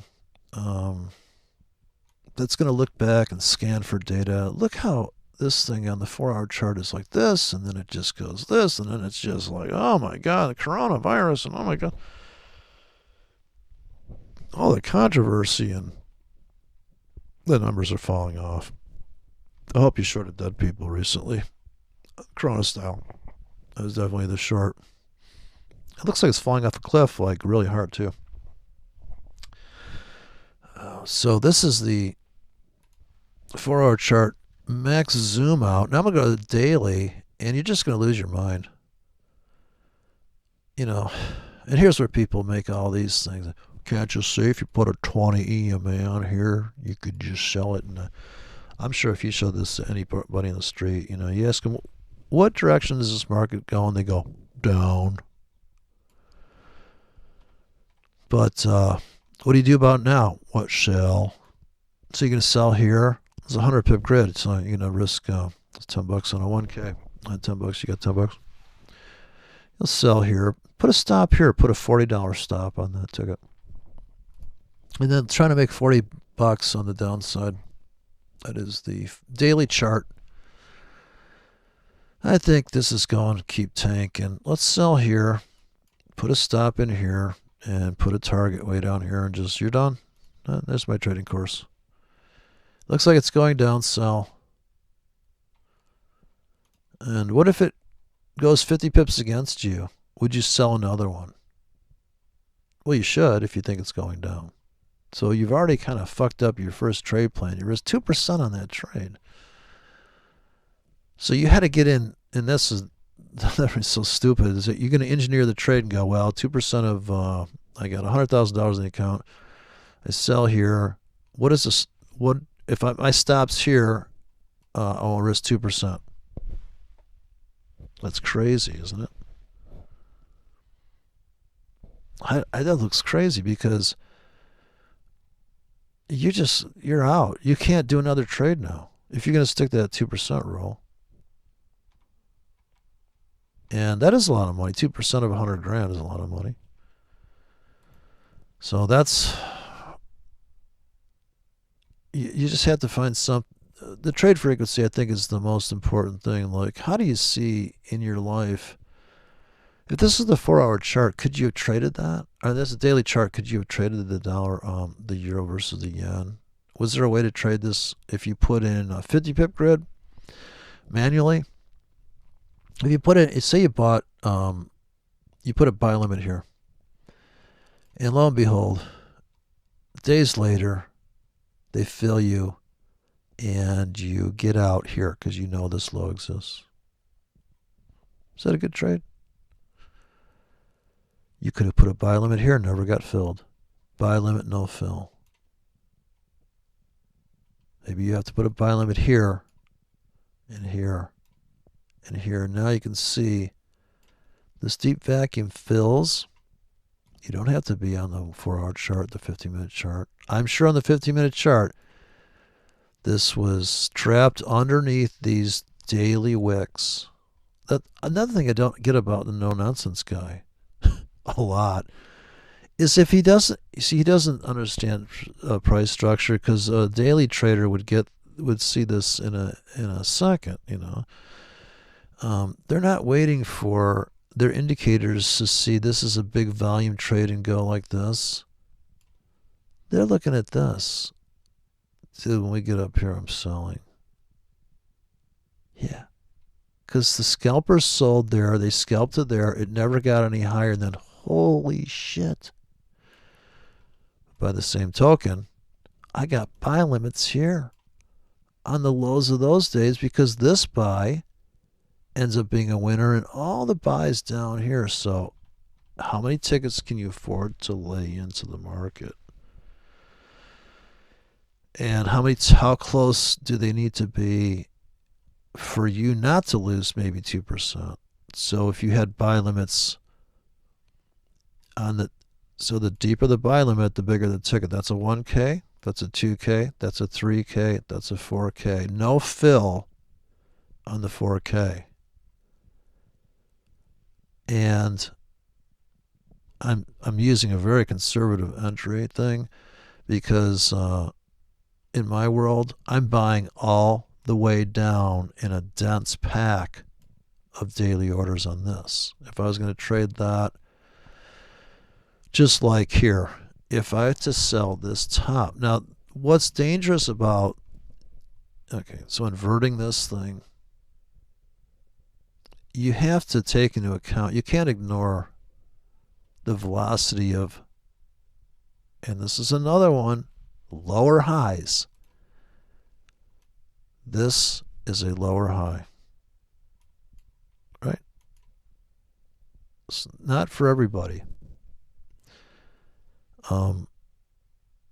For some people, this is the first lower high, because this is the higher high. You see, so these are all lower highs. And to me, this is a lower low. You're punching down. So if I buy a 1K on a limit, when the market's here, I've already got my buy. I already know where I'm going to buy if it tanks. Here's the big crush because it takes out these 2 days and it goes into this. And when they take out this, psycho buying comes in. This is the little stop pump before the big rally here. So the premium buy, this is the premium entry here. That new low there, Also here, a doji and a very narrow bar. Yes, people that put buy stops here made money on this rally. That is true. But could they have made more money with a tighter stop if, or just on a spectrum of entries, a whole basket of trades? If you have buy limits here, the next day you put buy limits all the way down, you capture that wick. The fact that it took out that, yeah, that's where you'd have your fatter tickets. But you also had buy limits here that didn't fill until later on when we came into this. So we crushed down, and then this is a big deal. This chunk here. Because when that comes down into that, holy shit. That is crazy. Right at the beginning of the month there, and this thing closes at the 100-yard line, closes at the 100. This is also a retest of this. It's so many things to so many people. But I think the key is that this rate of change here, this is screaming down. Man, that's unsustainable. This bar right here, just from a market standpoint, buying at the market. It's also filling my limits. So it's a combination. I would buy at the market right here, no questions asked, and I'm going to buy with a stop like that. That is the dumbest shit, easiest trade in the world. But that's different than buying here. Because if I buy here and I don't scalp something, and don't forget, people got their trend lines drawn here and their channels and all that bullshit also. Well, I see the market's trading against those people. Only the people overloaded on that one trade plan, on that one day, on that one month, and that one time, and that one coronavirus, and what it's going to be next. Also, you've numbed people up. People think, this is the other big fallacy, people think that there's going to be a recession and depression from this. No, I'm sorry. What you're going to see here is people go, yeah, capitalism works, motherfucker. Well, they're price gouging the ventilators. You don't even need them, you fucker. You don't need all those hospital beds, you piece of shit. Trump did that to fucking coddle, to make you feel safe, all you fucking pussies out there. Jesus Christ. Driving your car with a mask on? Okay, I thought I could hold it together. I can't. Really? A mask in your car? Come on, man. You should go suck the exhaust. And then these daily trig hoggers are like, yeah, I mean, look at the... Yeah, I know the birds are on the road here, too. I'm driving down the road now, and the birds think they own the fucking road now. You notice this shit? Yeah, they think they own the fucking road. They're out there going, yeah, it just rained. Look at all the worms out in the pavement. So I had to almost honk my horn today. I thought it was out. I moved to the country. Now I'm really in the country. We're retracing here. It's 2 minutes before 3 o'clock in the morning. That was the big crush we witnessed there. So I would have bought the euro versus the yen just because it's down. But it's a different kind of down. You could just tell a robot. I mean, structurally speaking, the trade here is, we know this low exists. And maybe this is a 618 and you bought that and you're like, that Fibonacci works. I don't know why you say it doesn't work. It doesn't work all the time. And you don't need that to work. You could put a buy limit here, a buy limit here, and a buy limit here. The breakout traders traded that. That's Sunday. That's kind of a fake candle. This broker, I think maybe... Some brokers don't update their charts at the same time. That could be Sunday breakout, but it's down, right? And I buy in that plunge. I bought yesterday's plunge. I like to buy the plunge. That's another thing. I mean, that's a trade I like, and people say, yeah, but what if they keep tanking? Yeah, what if they do? They don't. Hopefully that only happens 20% of the time. I don't really keep stats, but I guess you got to know your trade or your edge or your setup or your scenario you're looking for.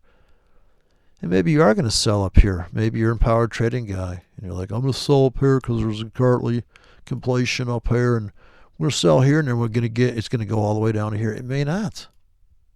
What if it just does this bullshit? How are you going to make money from different techniques?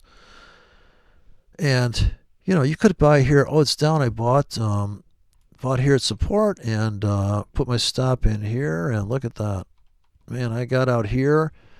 But what if you didn't get out there? Would you buy more here? So in my system, I'm just buying it because it's dropping. Like I'm just buying this drop. And I'm going to lose a few tickets here, but I have to realize that when we go through this 100 pip window, man, that's going to be brutal. And it was. And when we get to here, this is the end of the Corona. Right? This is the end of Corona down here. Corona's over. It's okay to go outside, people. It's okay to get hit by a car, too. How's that mask stand up to like a Mack truck?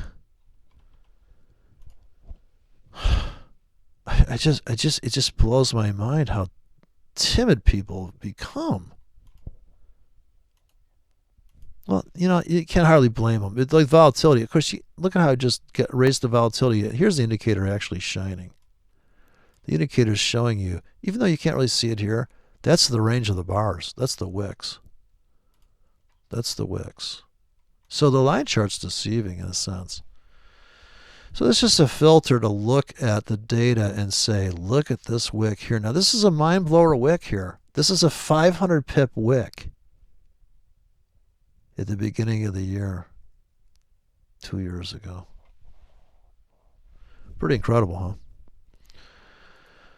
So here we're looking at the 30-minute chart, and here's a 5-minute chart. So look at how the sellers came in now. Right into the floor. You see the scalp on that? That's the 5-minute trade. You buy here. You buy here. It comes ripping back to here. You go flat. Comes back to the ICT block. People sell the Sam Seidel thing. Then rips down. I buy the new low. I scalped it here. That's my trade. Are sellers going to come in here and take it down? I don't know. That is 3 o'clock. 3 o'clock in the morning is right now. We're 3 minutes after 3 o'clock in the morning. I will put the clock, but it takes up too much real estate on the screen here. Now, on the 15, the 15-minute charts have updated, the half hour's updated, and the 1 hour just updated. It's down in 1 hour. I'm going to buy. Now, Sam's saying this is balanced, or everybody agrees, however you want to say it. He's going to buy here. He didn't get filled. I bought because it's down at the market. I know there is a structure issue. And I'm sure I got filled on my 15-minute tickets here. Now, you can make those standard lots if you want. It depends on how much money you can. It really depends how much punishment you can take financially. But for me, $10,000 is still a lot of money. I know 10,000 people say, oh, I know there's people that own restaurants. Oh, 10,000, that's not gonna. You know what? You got to cut back. You got to get better at what you do. Another thing with restaurants is, the structure there. So Trump's going to re-engineer the restaurants because you could write off deductions, and the whole structure with the waitresses, what they're getting paid, and this whole tipping thing, I don't know. I just don't. I know somebody from New Zealand, they said, oh, tip. It's just flat rate. I like the flat rate stuff. I do like free shipping. So I just like it from the standpoint of I know what I'm paying. there's no like hidden fees or, oh, by the way. And that's another thing, But yeah, and so it is. The question is that are you going to um, so the guy says the last thing he says here is it's hard to tell who is full of shit and who isn't. The guy that's wondering about Sam sided.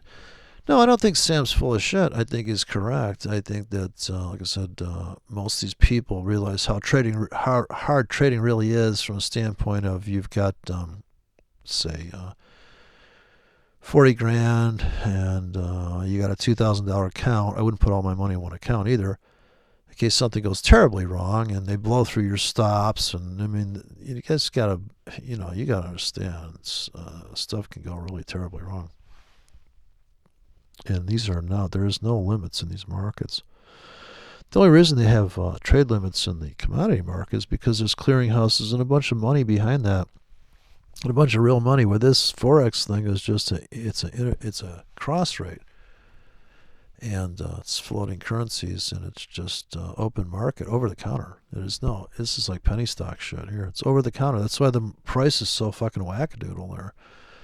You don't see typically moves like this in stocks. Maybe you do. I don't really watch stocks, but I know that they have specialists on the floor and people that, and there, I guess, that's the reason why the level 2 traders are saying, well, I can see every fucking tick in the planet. No, you can't, because you can't see what's in somebody's head that's about to pull the trigger on a trade. The level 2 thing, I just could never go there. I could just never look at it. It's just disturbing. So, and I got a lot of, as Fauci would say, got a lot of pushback on that. Fauci, what a fucking douche. Yeah, we got all pushback. Dude, you're the guy that said, hey, go hug a Chinaman. Come on. Yeah, go to the parties. It's fine. Yeah, dress up. Yeah, a little bukkake. You'll be fine. So, yeah, this, and look at the range here. My big bar there. I guess it's cool. Look at that. I guess you don't realize how big this bar is till you look at this range. You're like, Jesus Christ, that's a 53 pip bar there. So I'm looking for this to make it here and cash out of something. We know there's sellers galore up here. And this is where I'd have my sell limits with the kickbacks. So the scalps, like a kickback just to here for the scalp. And then you got to play it right, though, man. It's like anything else. If you line up these dominoes of these limit orders, and maybe they go crushing into here, and you realize, oh no, they're going to go like that. Then you got to scalp out. Maybe you have an empowered trading ticket in here, and looks like this. You sell here and you buy it back here. They're expecting some high drama move. What if we never make it back here? You got to be willing to scalp out and realize that this bitch is going up, or it's going down. So even if you, in the last guy to the trend here, he gets in here, he's like, oh, I love this thing, man. I'm buying here, buying here. Meanwhile, this thing's cantilevered out. This is the 1 hour chart. And here's Asia to Asia. And you're like, oh, yeah, and then also it's caving in. And on the daily chart, there's 24 bars here. If I go to the daily, you're like, well, gee, I can hardly see what you're talking about. Because if you go from the daily to the 1 hour, you're like, yeah, but this pullback here is literally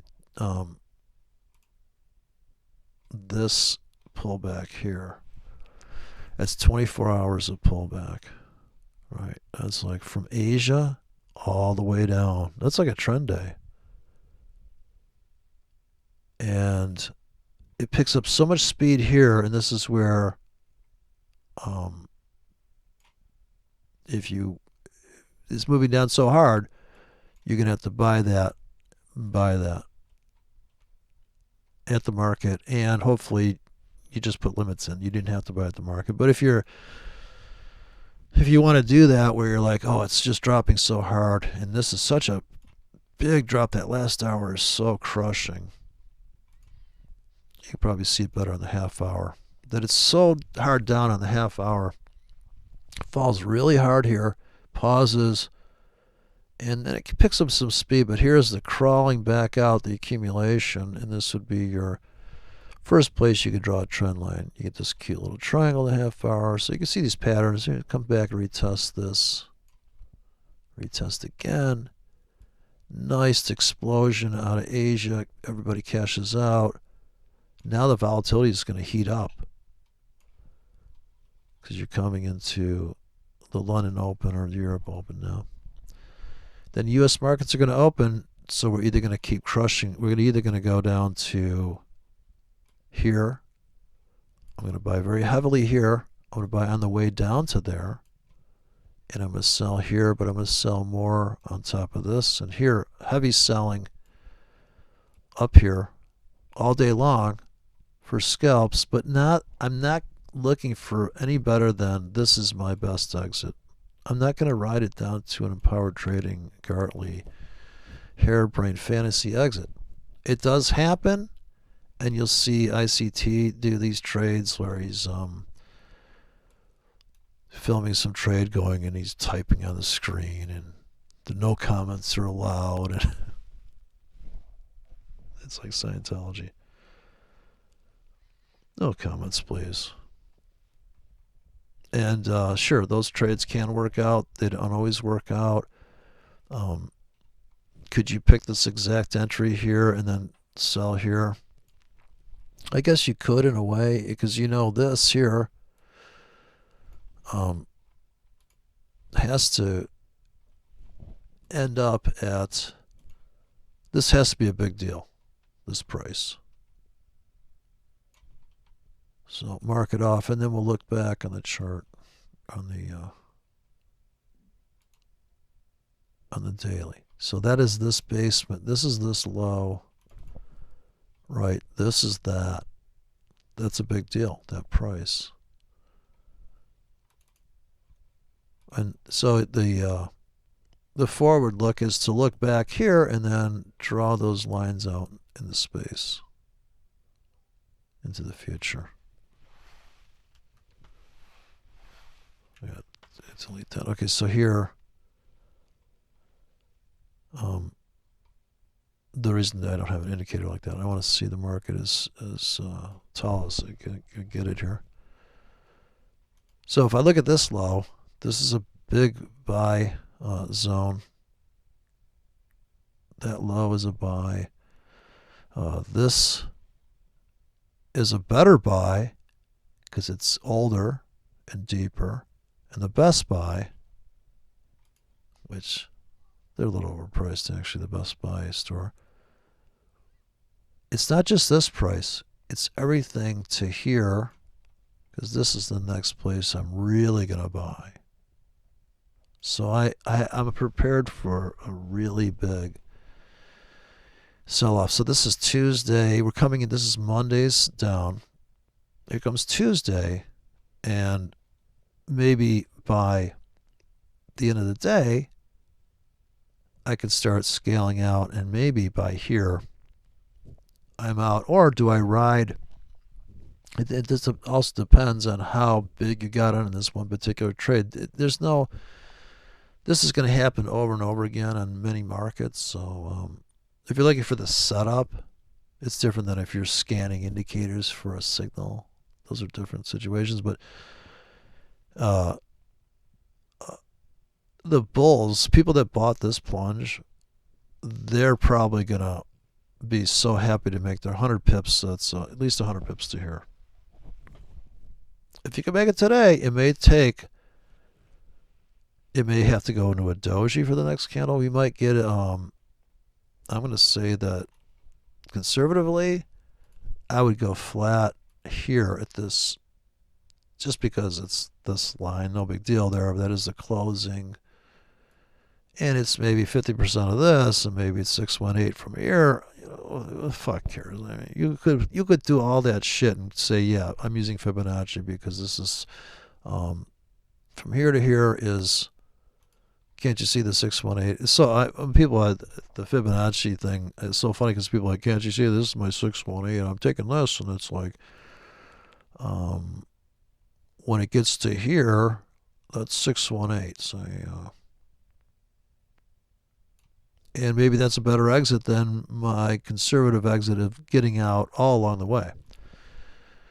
So if this bottom becomes a top, right, there's that rule of bottoms become tops. Which bottom and how far back? So this bottom could be your top, and it kind of is, you know, I mean at the wick.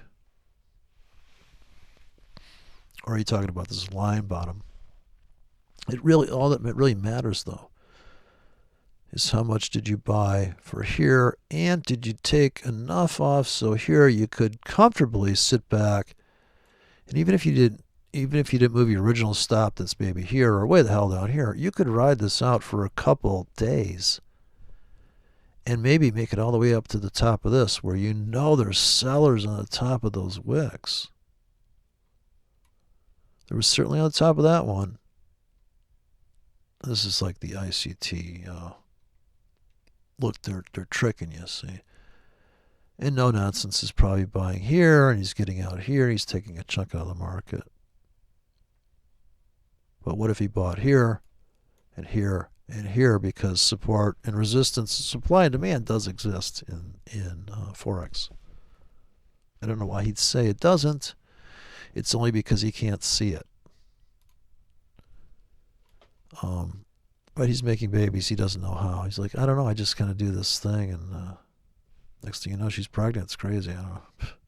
Structure, schmucture. I don't know. I don't know how it's happening, but I don't know. She just tricks me. Next thing you know. Look at the weekly. Look at the monthly. So this is the empowered trading view, and I would say immediately I see this giant lack of volatility. We got this big giant, got the angelfish pattern. So something's got to give here. Will the euro lose against the yen? Or will the euro break this trend line one day and come up here? We know there'll be sellers up here. Guaranteed anything above that. Big buyers down here. Are you going to wait for that entry? I'm not.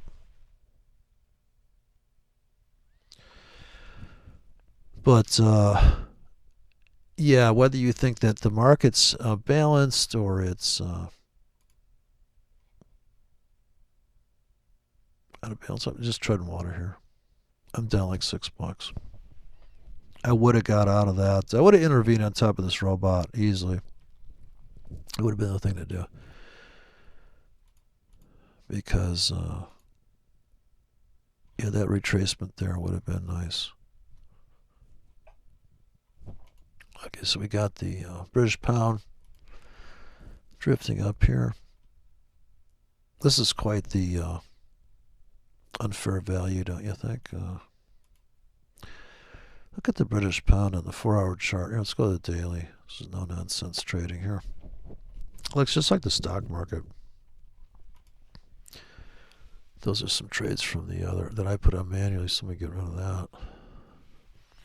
We're in some kind of hedge here. British pound, 100 pip grid. That's some big moves. That is some serious movement, man. Wow. Look at that. Look at this thing didn't even pull back. One doji. Perfect symmetrical move. Price pause, rip. Looks just like stocks. Stocks are going to get to here. Just like everybody's going to sell here structurally. Oh yeah, what I was going to say is the people are saying, oh, depression, recession. They don't realize that when you turn something off, this has never been done before that I can remember, that somebody said, no, it's too dangerous to live. We're going to shut everything down.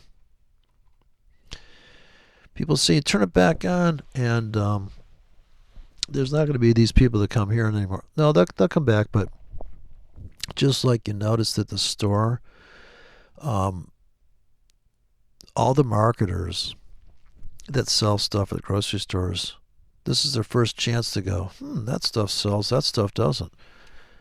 And look at the shit that people buy. That's crazy. Man, that's nuts. And people are probably taking notes on that. And the landscape's changed, you know. I don't think it's any different than the gas lines from the socialist Republican by the name of Richard Nixon that decided he was going to say lumber can only go to $130 and gas can only buy this and the rent control fucking idiots and all these fucking socialist morons. And they're all just like, can't we just print money and give it away? Like the fucking Yangs. The robots are going to take my job. What are you fucking nuts? Are you kidding me? That shit's all runs on electricity. When electricity goes down, dude, you better get you know how to fucking run a goddamn shovel. Can you dig a hole? So yeah. I mean, before there was an app on your fucking Android, your little fragile device, man. There's like people that would just have a leverage tool. When I was a kid, there was this catalog I had from an auto parts place, and they had these hoists. They call them hoists, and it would said you can pick up 1,000 pounds just by like pulling on the string. And I thought, how the fuck is that? Well, it's a series of pulleys with leverage in these things, and it's amazing. You just barely pulling this thing, and it's like all cinching up on there. I was amazed at that. That's incredible. It's like all that, and that thing's able to do that. That's how I look at these markets. The leverage on these markets is like that. I mean, you could just put on this little thing down here and be like, look at this thing rip. But you could also overload your hoist. As I said, look at the whole reason to trade forex is that it's other people's money. Any leverage past 1-to-1 is somebody else's money, in the sense that you just don't have 100 grand to trade, you know, to buy gold bullion, and there it's going to kill you. Like I said, you go to the pawn shop, man, the spread on gold's got to be like $200. I mean, you may think, well, this gold's $1,600. Try selling that. I bet you could get $1,300 for it, because somebody's going to go, you know, we got to assay that, and unless it's like these giant ingots, unless you, or just the numismatic. If you have coins that are like minted coins, that's different, because now you're talking about like buying guitars and tape machines. I mean, it's a unique thing. But if you just have raw gold, like scrap gold, that's a different world. Or bullion, certified bullion, I guess, certified ingots from a refinery that everybody respects. But yeah, that stuff's been forged too. But usually a reputable. But this whole gold thing is another thing just to make you feel secure and everything. And so I feel secure if I've got liquid cash that I can buy stuff with. So you can eat and do all that stuff and buy hand sanitizer. Come on, that stuff is gross. Dude, wash your hands. It's like clear coat. It's like Armor All on your tires. Who's doing that? They're sold out of. I'm glad. They had that forever. Who says that's not transferring the fucking disease? And Corona lives on wet surfaces. So does all the little bacteria that you can't see. What happened to a good old bacterial infection? Man, I tell you, I've never seen people lose their minds so hard. It's just astounding. This looks like the stock market to me, this British pound. Seriously, what the fuck happened to these people? Looks like the sellers are finally coming into the DAX here. Here's another rooftop here. So, yeah, very quiet. But I guess my favorite trade is just putting in the limits here. Buy limit, buy more, buy even more. Yeah, here comes the sellers. And this gap, wow, that's going to be hard to fill now. That's going to be a stretch. It's going to take, and anything could happen here. We could just go sideways. We could tick around. I'm not trading this thing, but we know that this is a big deal where this fell out. And most people that trade retracements are already out of this thing, I would think. It'd kind of be crazy to pass up that. And now it's going to get very quiet. We made it back to the structure here. I would say this would be the exit point for a lot of people that bought everything all the way down, which is quite a white knuckle purchase. Because the speed of that is just mind-boggling, isn't it? In a sense, that's the daily. Here's the weekly. Now it makes sense. You're like, oh yeah, I see why it reversed here. It reversed so hard down here because of this wick here, this 4-year low. Once they tagged this, wow. And they tagged that. Man. So the really bizarre thing about this is that I'm sure on the 15-minute chart there's a nice double bottom here and everything. And wow, this is just a monster of a trade. Isn't that the one you want to load the wagon on? Maybe you can't afford that, so maybe you buy into it as it's dropping. And yeah, you may not get that, but you should.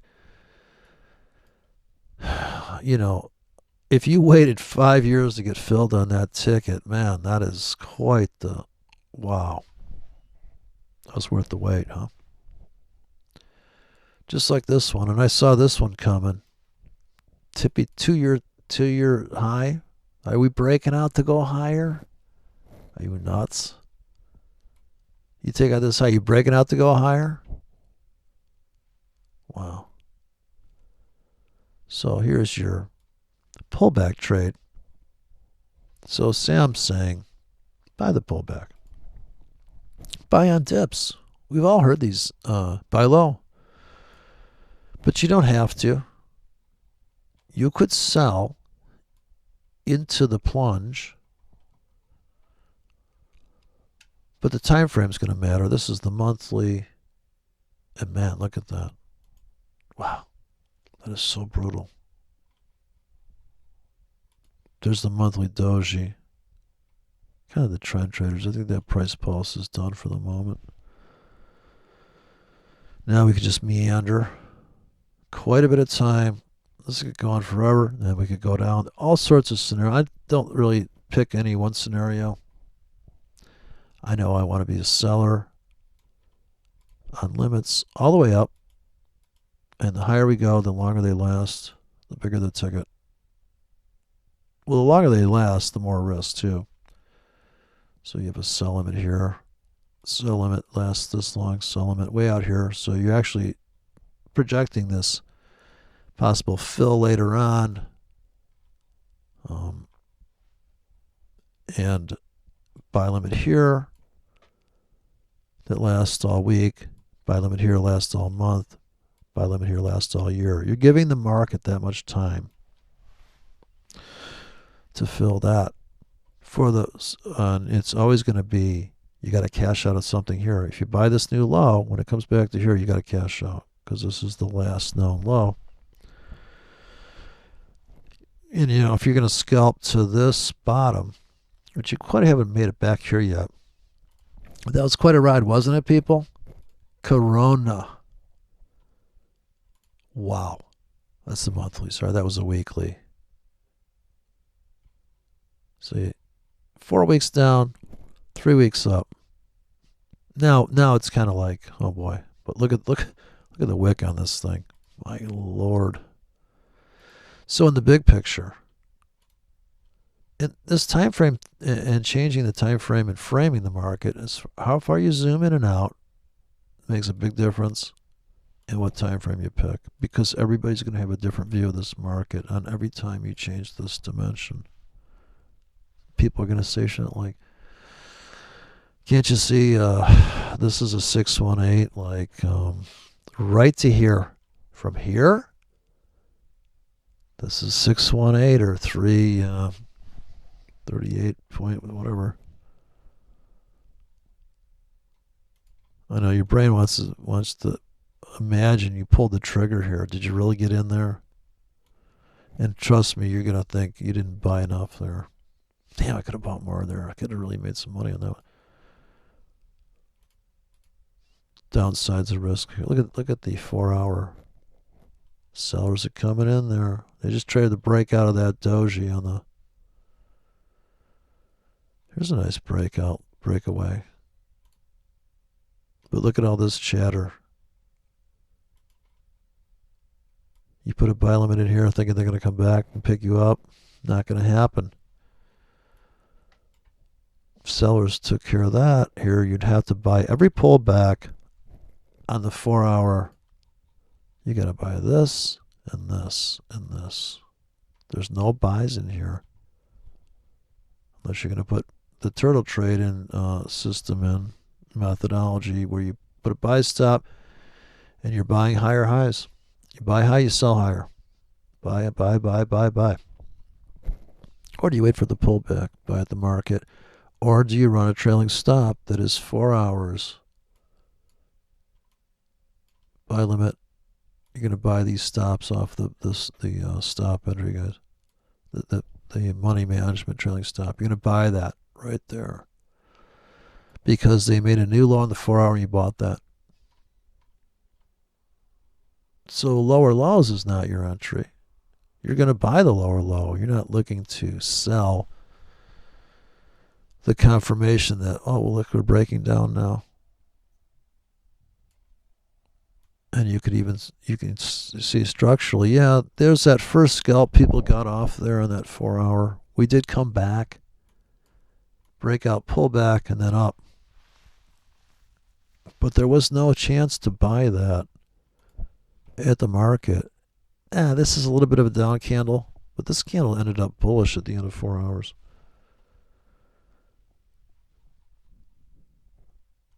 This is the first buy, second buy, then these are all buys. Those are all the old lower lows. That was crude oil. Crude oil looks like it's ready to take a rally here. I think the days of cheap gas are over too, it looks like. So in setupville, in the world of setups, I believe crude oil's pulled back to this this double top on the daily crude oil. And we're setting up for a launch. We've already got the scalps. People have already scalped off at the top of that. And that trade's over for the scalpers. And the trend traders are buying every pullback they get their hands on. They bought this one. They bought that one. We got a looming void up here. I think everybody's getting out at 50 a barrel. And for whatever reason, people are going to say, well, it's because the war is over. You know, it's not a war. It's just, dude, nobody's flying airplanes. In a price war. It's just prices. And the auction traders or the unfair value people have already made their money. All those reasons you want to pick for this, or there's zero hedge people are going on that. I just can't stand that stuff. It's just so stupid. Because if you're going to buy everything below this wick and cash out when we make it back to here, so you buy all the way down to here, that trade's over. Maybe you're still holding some of that for a drift. It could happen. It's possible. And I do think it's poised for a nice retracement here on the weekly. A first pullback, the first chance to buy a pullback on the weekly, which is a big deal, is that subtle little pullback, and then we expect wave 3. If wave 2 is the smallest wave, this is wave 0 down here. This is the end of the whole thing. 1, 2, and we're looking for 3.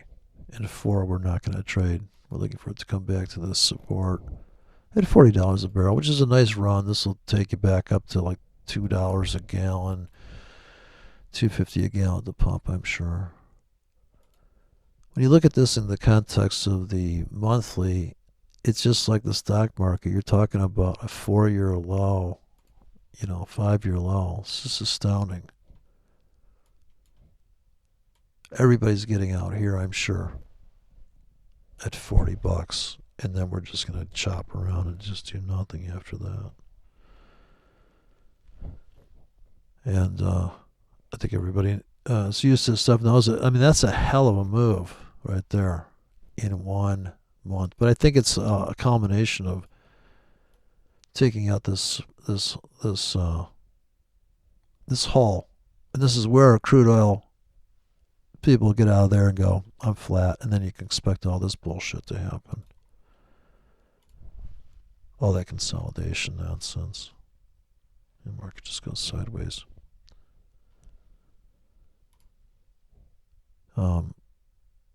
So yeah, this is the time of day. It's coming up at 4 o'clock in the morning. Things get rambunctious here. Here's another sell window here. You're coming into, this is the Australia-New Zealand trade. So this is another wackadoodle. You could have bought this thing all the way down, scalped it here, and then let it rip. It's totally engulfing now. And structures are difficult because you just can't throw an indicator and algorithm on this stuff. You really can't. Reversals, which they don't trade at no nonsense, and I see why. It's a structure-based thing, I think, reversals. You're looking for it to go here, cut into this psycho low,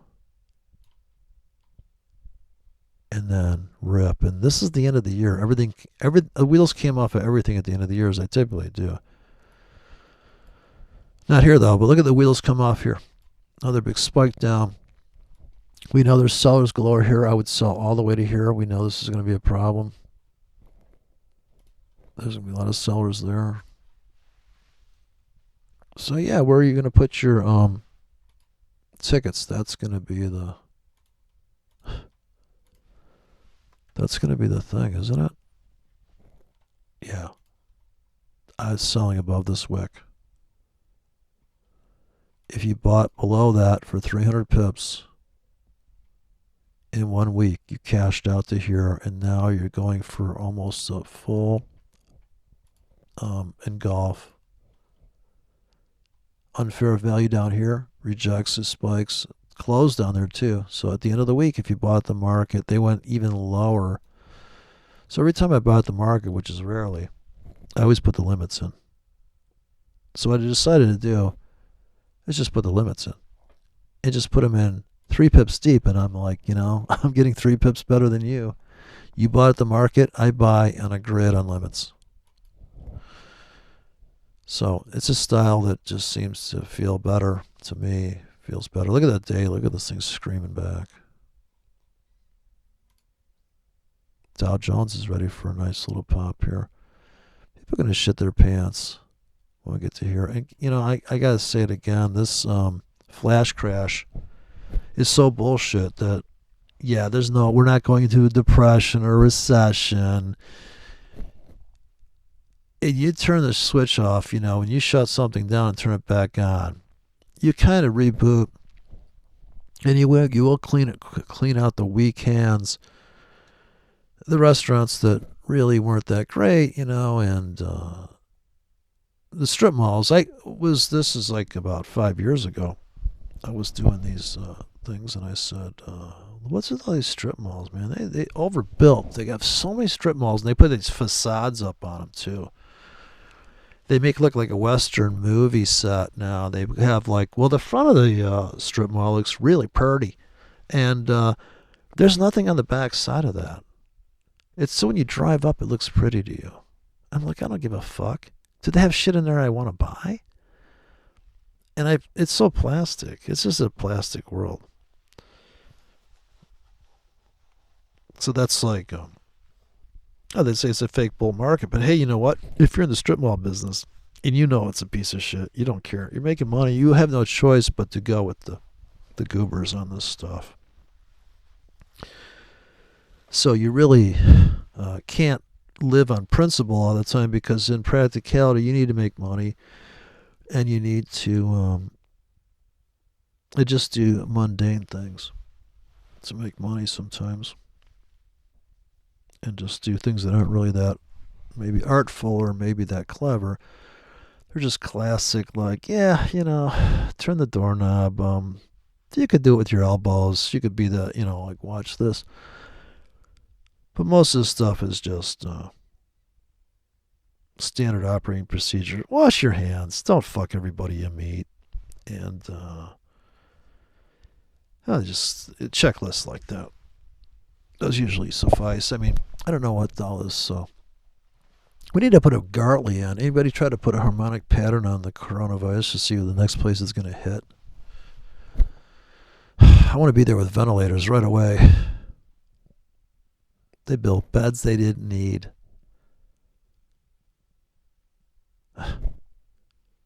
It's like getting scared out of a trade. Holy shit, I moved my... holy shit, I got scared and got out. I guess it's just a fake out. And all the conspiratorial people are just going to be chomping at the bit to put their spin on, this is an engineer, like Alex Jones. His head's going to explode on this stuff. Stop it with the 5G. There's nothing wrong with 5G. You're in front of your computer, aren't you? The RF coming out of that poor motherboard's killing my AM radio here. I put my tablet near my... there's plenty of radio frequency in this gear to fry your brain. Yeah, markets are on fire. Boeing's coming back to a nice settled area here. People are accumulating. That 120 buy was sweet. Buying all the way down on that, that's going to be the big buy. It looks like it could still drift down, so I would definitely put my orders in on that. Spaced apart, but that's quite the sell-off in Boeing. CAD yen's in the buy zone here. Everything's down at this double bottom. It's amazing. Everything is down at the bottom. Look at this poor currency. New Zealand Swiss down at the bottom. Everything's rock bottom for the moment. Yeah, so that's going to be something else. What's going to happen with the future here? S&P, and they all look the same. There's the Dow Jones. It just looks the same to me. All the stocks look the same pattern.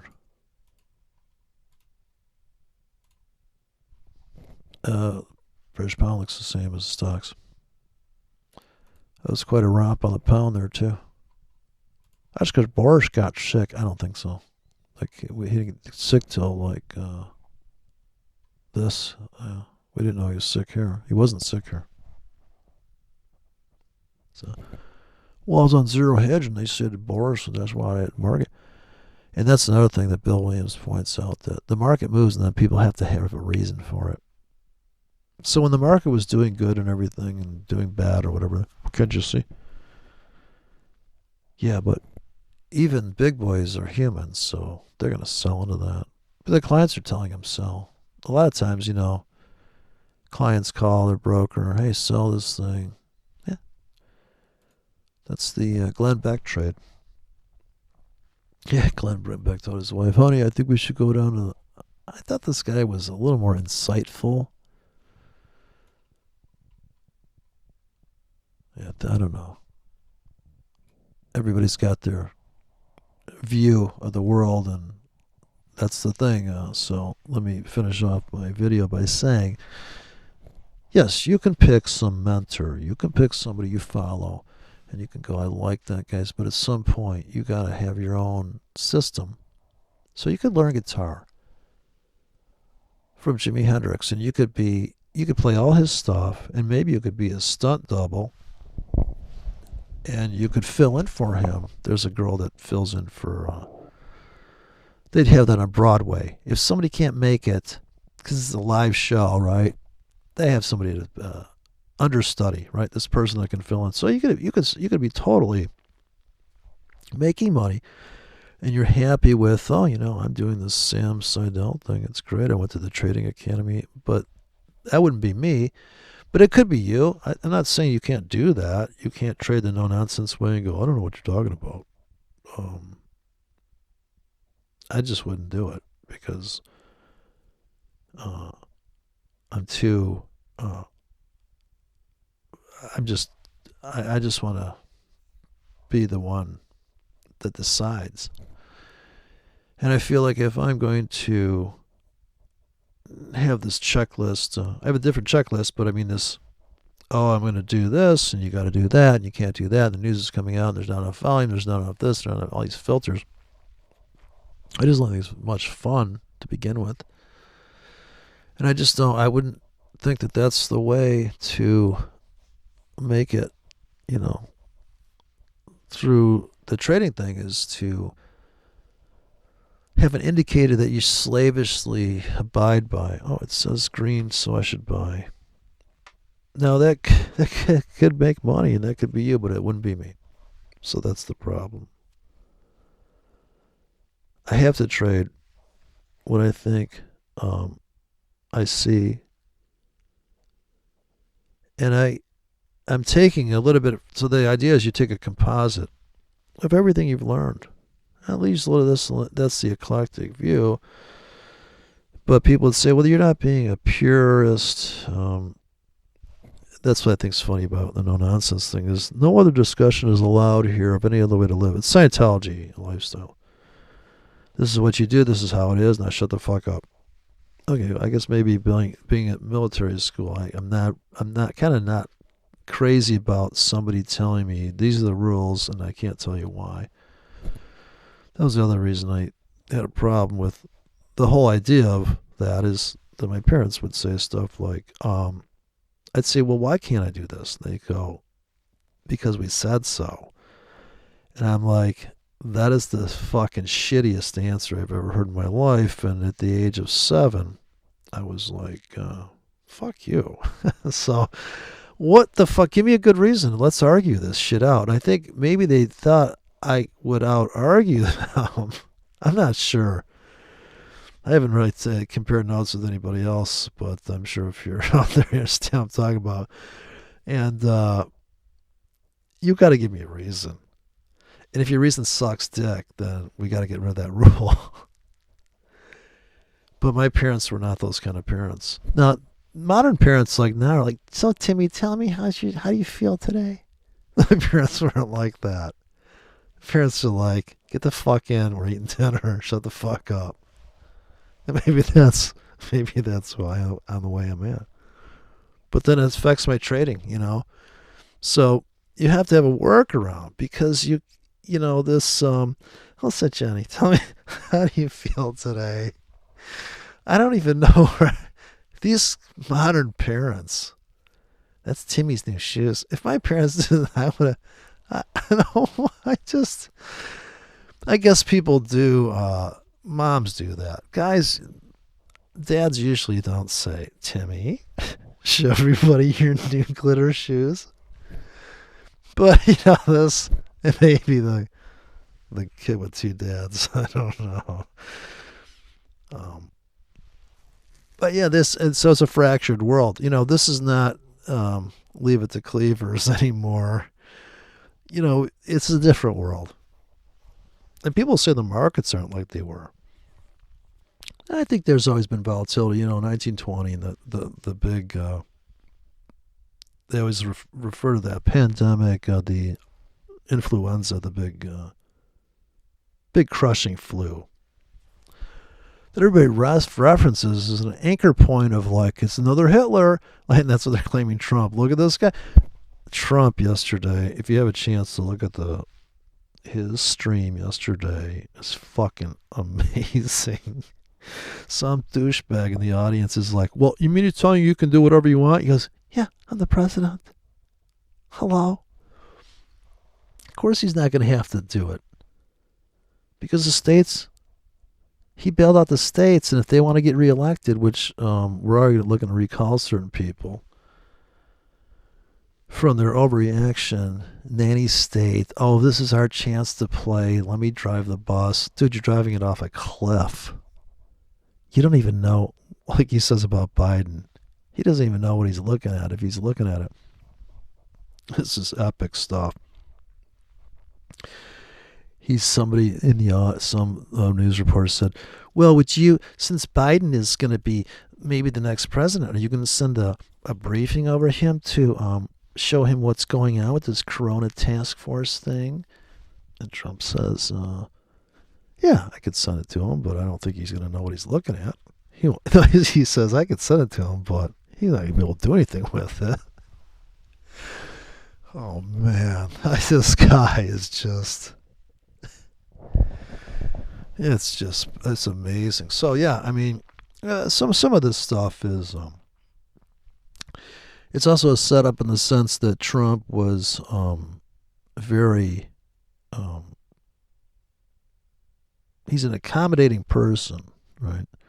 Hotel business, real estate. Sit down, let's talk, and just a straight shooter, construction guy, and. This pandemic thing comes down on him. He's like, okay, let's just do let's do like some business with this. And if he would have, so this idea of mitigation, I don't know if it works because look at Sweden, right? They spiked hard and they dropped off very hard. You're just kind of prolonging the agony with this mitigation shit. But Trump didn't have a choice because if he would have, it's the third rail. You know, if he would have touched that thing and said, oh, whatever. And it's just amazing because this stuff sorts itself out. What's interesting, though, is that because he shut down the economy, it's like when the markets are closed on the weekends and there's big news and it gaps, it's going to gap. And what's going to really crush people is that you could actually end up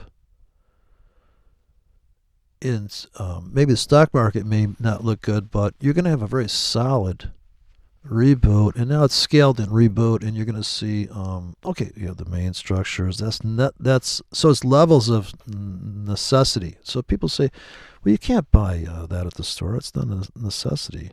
You can buy toilet paper. It's so funny. You can buy toilet paper. I don't know what this toilet paper scare is about. But yeah, you can still buy your toilet paper and it's okay. All right. So you can buy that. And there's things you can't buy. And people are going to redirect what they buy, but market adjusts to it. And things go in and out of fashion all the time. People reset their brain because 9/11 is a death issue, and so is coronavirus. It's about dying. I mean, well, what's really important? What do I really care about? What am I really going to do? And what really matters?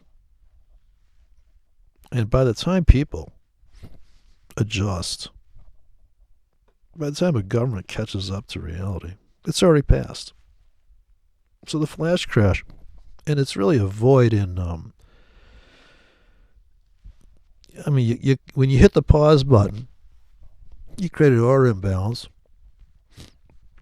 and people panicked for sure, and they go, what the fuck did I panic for? And so that's a consolidation, which we're going to have now after this volatility. We have consolidation, but now it would be fundamentally a firm, intrinsic, valued world now. You didn't totally shut everything down, but you took it down to the bare bones. Now when you put all your wallpaper back up in your house inside, so you rebuild the house, but then all the wallpaper, all the fancy stuff that people were kind of relying on there. Actually, we've been relying on the digital technology is the kind of cushion for this. And Bitcoin was there before Corona, so there's a lot more. For all the panic that they try to whip up on people, the reality is most people are like, okay, I'm kind of bored with this. I mean, remember they used to cut off heads on TV? And I'll say this for the 80th time, and I've said this to a lot of people, and nobody's ever said, oh, I think you're right about that.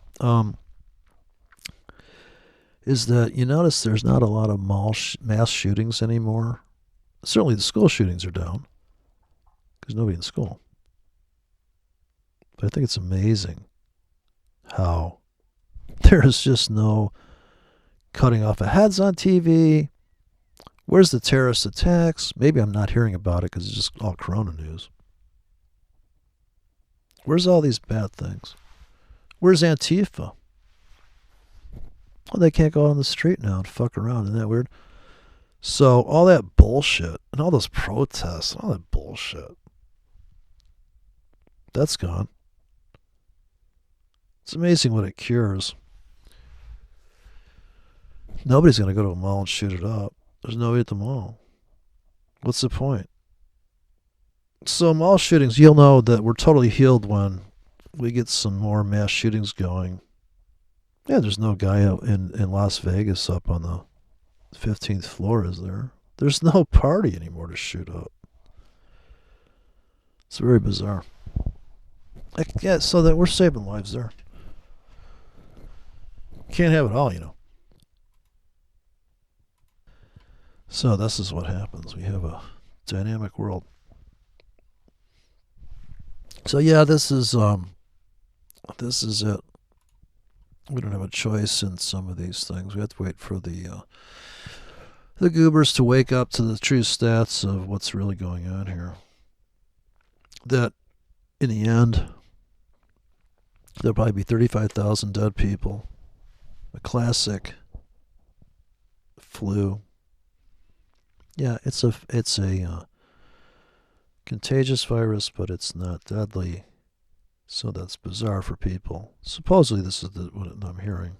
If it's true or not, I don't know. 2 minutes before 4 o'clock in the morning right now. So this will be the London Open. I was watching the Euro versus the yen here. We pulled back. Buyers come in. Right.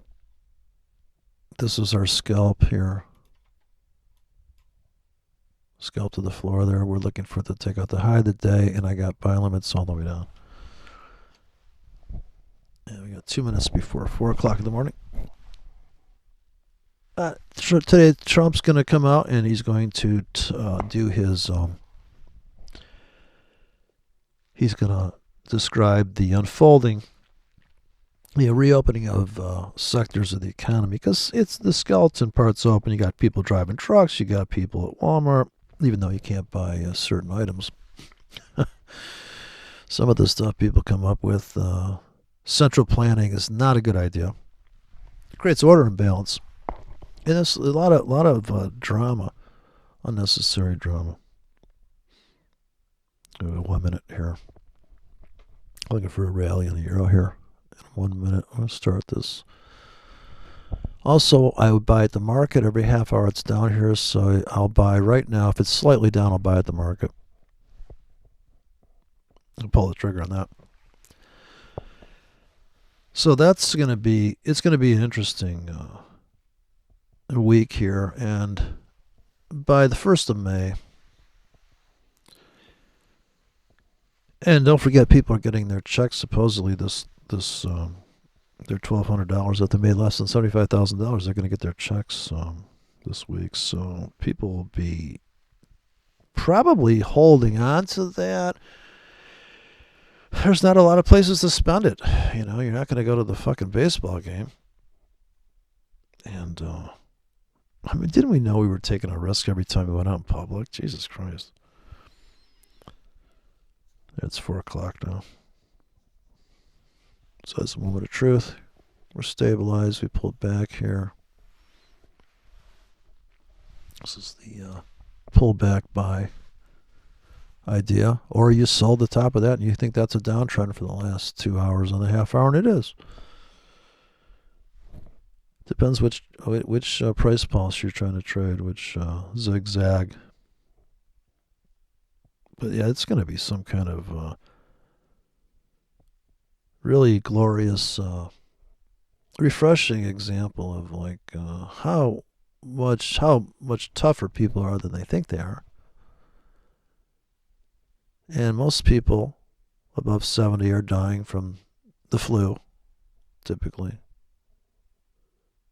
But the ability to focus on something and call it Corona 19 is supposed to just Corona. I mean, it's just amazing. Amazing. People have just they've really done it to themselves, as Rush would say. Yeah, they really did. They really did it this time, so it's going to be something to watch. And sadly, some people are totally fucked over by it. Not from the flu, but from turning off basically shutting down your storefront. I mean, with all the regulation, just to own a restaurant, you got to be used to getting your ass kicked because you can't even fucking do what you want there. You got to let everybody in. Look what Starbucks had to go through. People taking naps in there and everything, and all that stuff going on like that. So yeah, this is going to be... So I'm going to go back to sleep. It's 4 o'clock in the morning, and I'm waiting for my euro to go up. And I bought the pullback. I rode the pullback there into Asia. We broke out. We went slamming up 30 pips, and I bought the pullback in limit grid. This robot is not doing too good now. But I think if I lay in different grids, and I may have to intervene on top of it, it kind of ruins the idea of using a robot, doesn't it? But yeah, all robots are shit. And sure, you could have this thing make some brilliant moves now and then, but I don't know. I think I'm just going to stick to my semi-manual trading because I think I can do better, and it's more detailed. Sure, you could build some clunky robot that's going to do... And of course, Ryan Brown's selling that for $500, so you only got to sell about 10 of those, and I think he's got $5,000. And Sam Seidel's going to probably teach trading and trade here and there. Yeah, I'm just never going to be selling a trading course, I suppose, because I don't want to... just like I'm not going to give guitar lessons. I'm sure I could, but some of the things I don't know about guitar, I feel like, you could probably do better by going to you could study music all the way down to the deepest levels of, just like trading. But are you doing the music because you want to be a famous musician that makes a lot of money? Or are you doing it because... you make a little bit of money, or are you doing it just because you like it? You could do the trading thing on demos all day long just because you like it. I'd be like, oh yeah, I could see this. Yeah, I could make this much money. I could do this, I could do that. Or are you trading because you want to make a little money on the side? And a lot of people that come to the trading thing, they're probably already making money doing something else. And you always wonder, why would you put yourself through all the agony of risking money and trying to make the right decisions and all those things, And some of the psychological courses, if you've ever taken them, people say stuff like, well, Have you thought about just not trading because you don't seem to like it? I mean, you don't seem to be okay with random outcomes or uncertainty. Yeah, why torture yourself? But then some people are like, I like the challenge. But yeah, all trading courses, different kind of trading courses are going to work, if it fits you. And there are people that never took a trading course and they just trade from their gut. And they're like, oh, that looks like a buy. That's a ridiculous price. And they're making money. And they're like, yeah, I can afford this trade. Let's do this trade here. Okay, let's buy some of that's going down. All right. I'm okay being wrong, kind of. So, there's other people, they want to have all their ducks in a row. They pull the trigger, they make a trade, the rest 2%, they made 5%. And they're good with that. So it's kind of tough because some people are happy buying. Some guy made a comment about using as many effects as you want to use. It's you could put all the indicators and all the special effects on your charts, and you could make money or not. And if that's how you do it, with the cloud, you can Ikamushu. Yeah, that's the whole world, the whole Ikamushu thing, and you could strip it down and go, well, can't we just buy because it's down? I don't know. You're not a very sophisticated person. And that's the other thing, is that all these approaches to the market have to fit into how you think it should be, because it has to feel right. This say there's some car that's really efficient, but you're like, there's no horsepower. Okay, if you need to have a horsepower car, even though it costs you more money to drive it, and that's how it's going to be. That's just how it's going to be. And it may not make sense to the guy that's driving the electric car. He's like, why are you driving this big, loud truck? Same thing in trading. Why are you doing this like this? That's how you do it.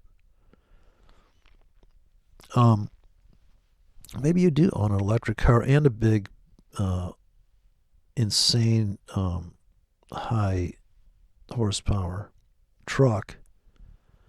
Could you own both? Yeah, some people do. So it's just that kind of thing. I think in trading, could I just trade the euro all day long? Yeah. Just because I know I'm like, I can kind of see what's going on here. If I trade more than one currency pair, I just don't seem to make twice as much money because I'm manually trading. But if this robot here, if I let it, kind of take some trades that I'm never gonna watch these other currencies, because I just can't tell. Like I always know what's going on. If I'm just watching the euro, I'm like, yeah, I can see what's going on here. Okay. And I always know what I'm risking, and I can always see that price behavior and what should do now and what about here. And sometimes I get filled, sometimes I'm going to get overfilled, and I'm okay with that.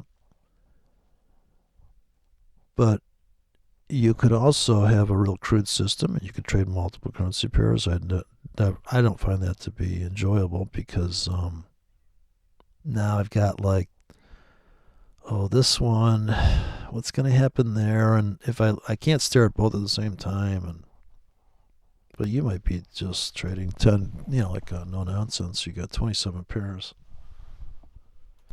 Plus all his wackadoodle pairs, He's got all that Hong Kong against the Hang Seng. Crazy stuff. And he's into indicator porn. Look at this indicator. Look at this one. Wait till you see this indicator. And the fact that he won't reveal his magic indicators, I can only imagine what they are. It's probably some like, that's where Andrew Cardwell ended up with RSI. I saw him doing this moving average on top of RSI, 2 moving averages on RSI. I'm like, dude, you just... And then he had the 3-paired RSI, and I go, that's it. Just give me the 3-paired RSI. I'm good. I don't need to put See, Edward Cardwell also has this thing where 45. Why do they use a 45 moving average? Because this is a cycle of. Well, on a daily chart, there's 5 days of trading in a week, so 45 charts supposed to be half a year or something. It's half of something, or 9 is this and that, and these like cycle numbers. But then you get the ridiculous stuff like moving averages are pointing up in the indicator, and it's this and that. It's like you got too much shit. I think it should just be clean. Clean system. It's somebody told me the stock market was crashing. I go, how far? Let's start getting into something here. This is like a big buying opportunity. But for some people, they're like, holy shit, I'm not buying that. That's dollar cost averaging. That's scaling in. So maybe I don't fill enough, but I'm okay with that because I've never found a precise entry in the market. I can see that the further it goes down, the more I want to buy it. And if you don't run out of money, it's great. So it is that you're going to risk money to make money. I do think that's the truth of it. It's just how much you're going to risk, Look at this thing dropping into my limits. This is a nice sleeper trade I don't have to worry about. Big hard sell-off. London open. So that's it. I buy low and I sell high. Anyways, I'm going to go back to sleep.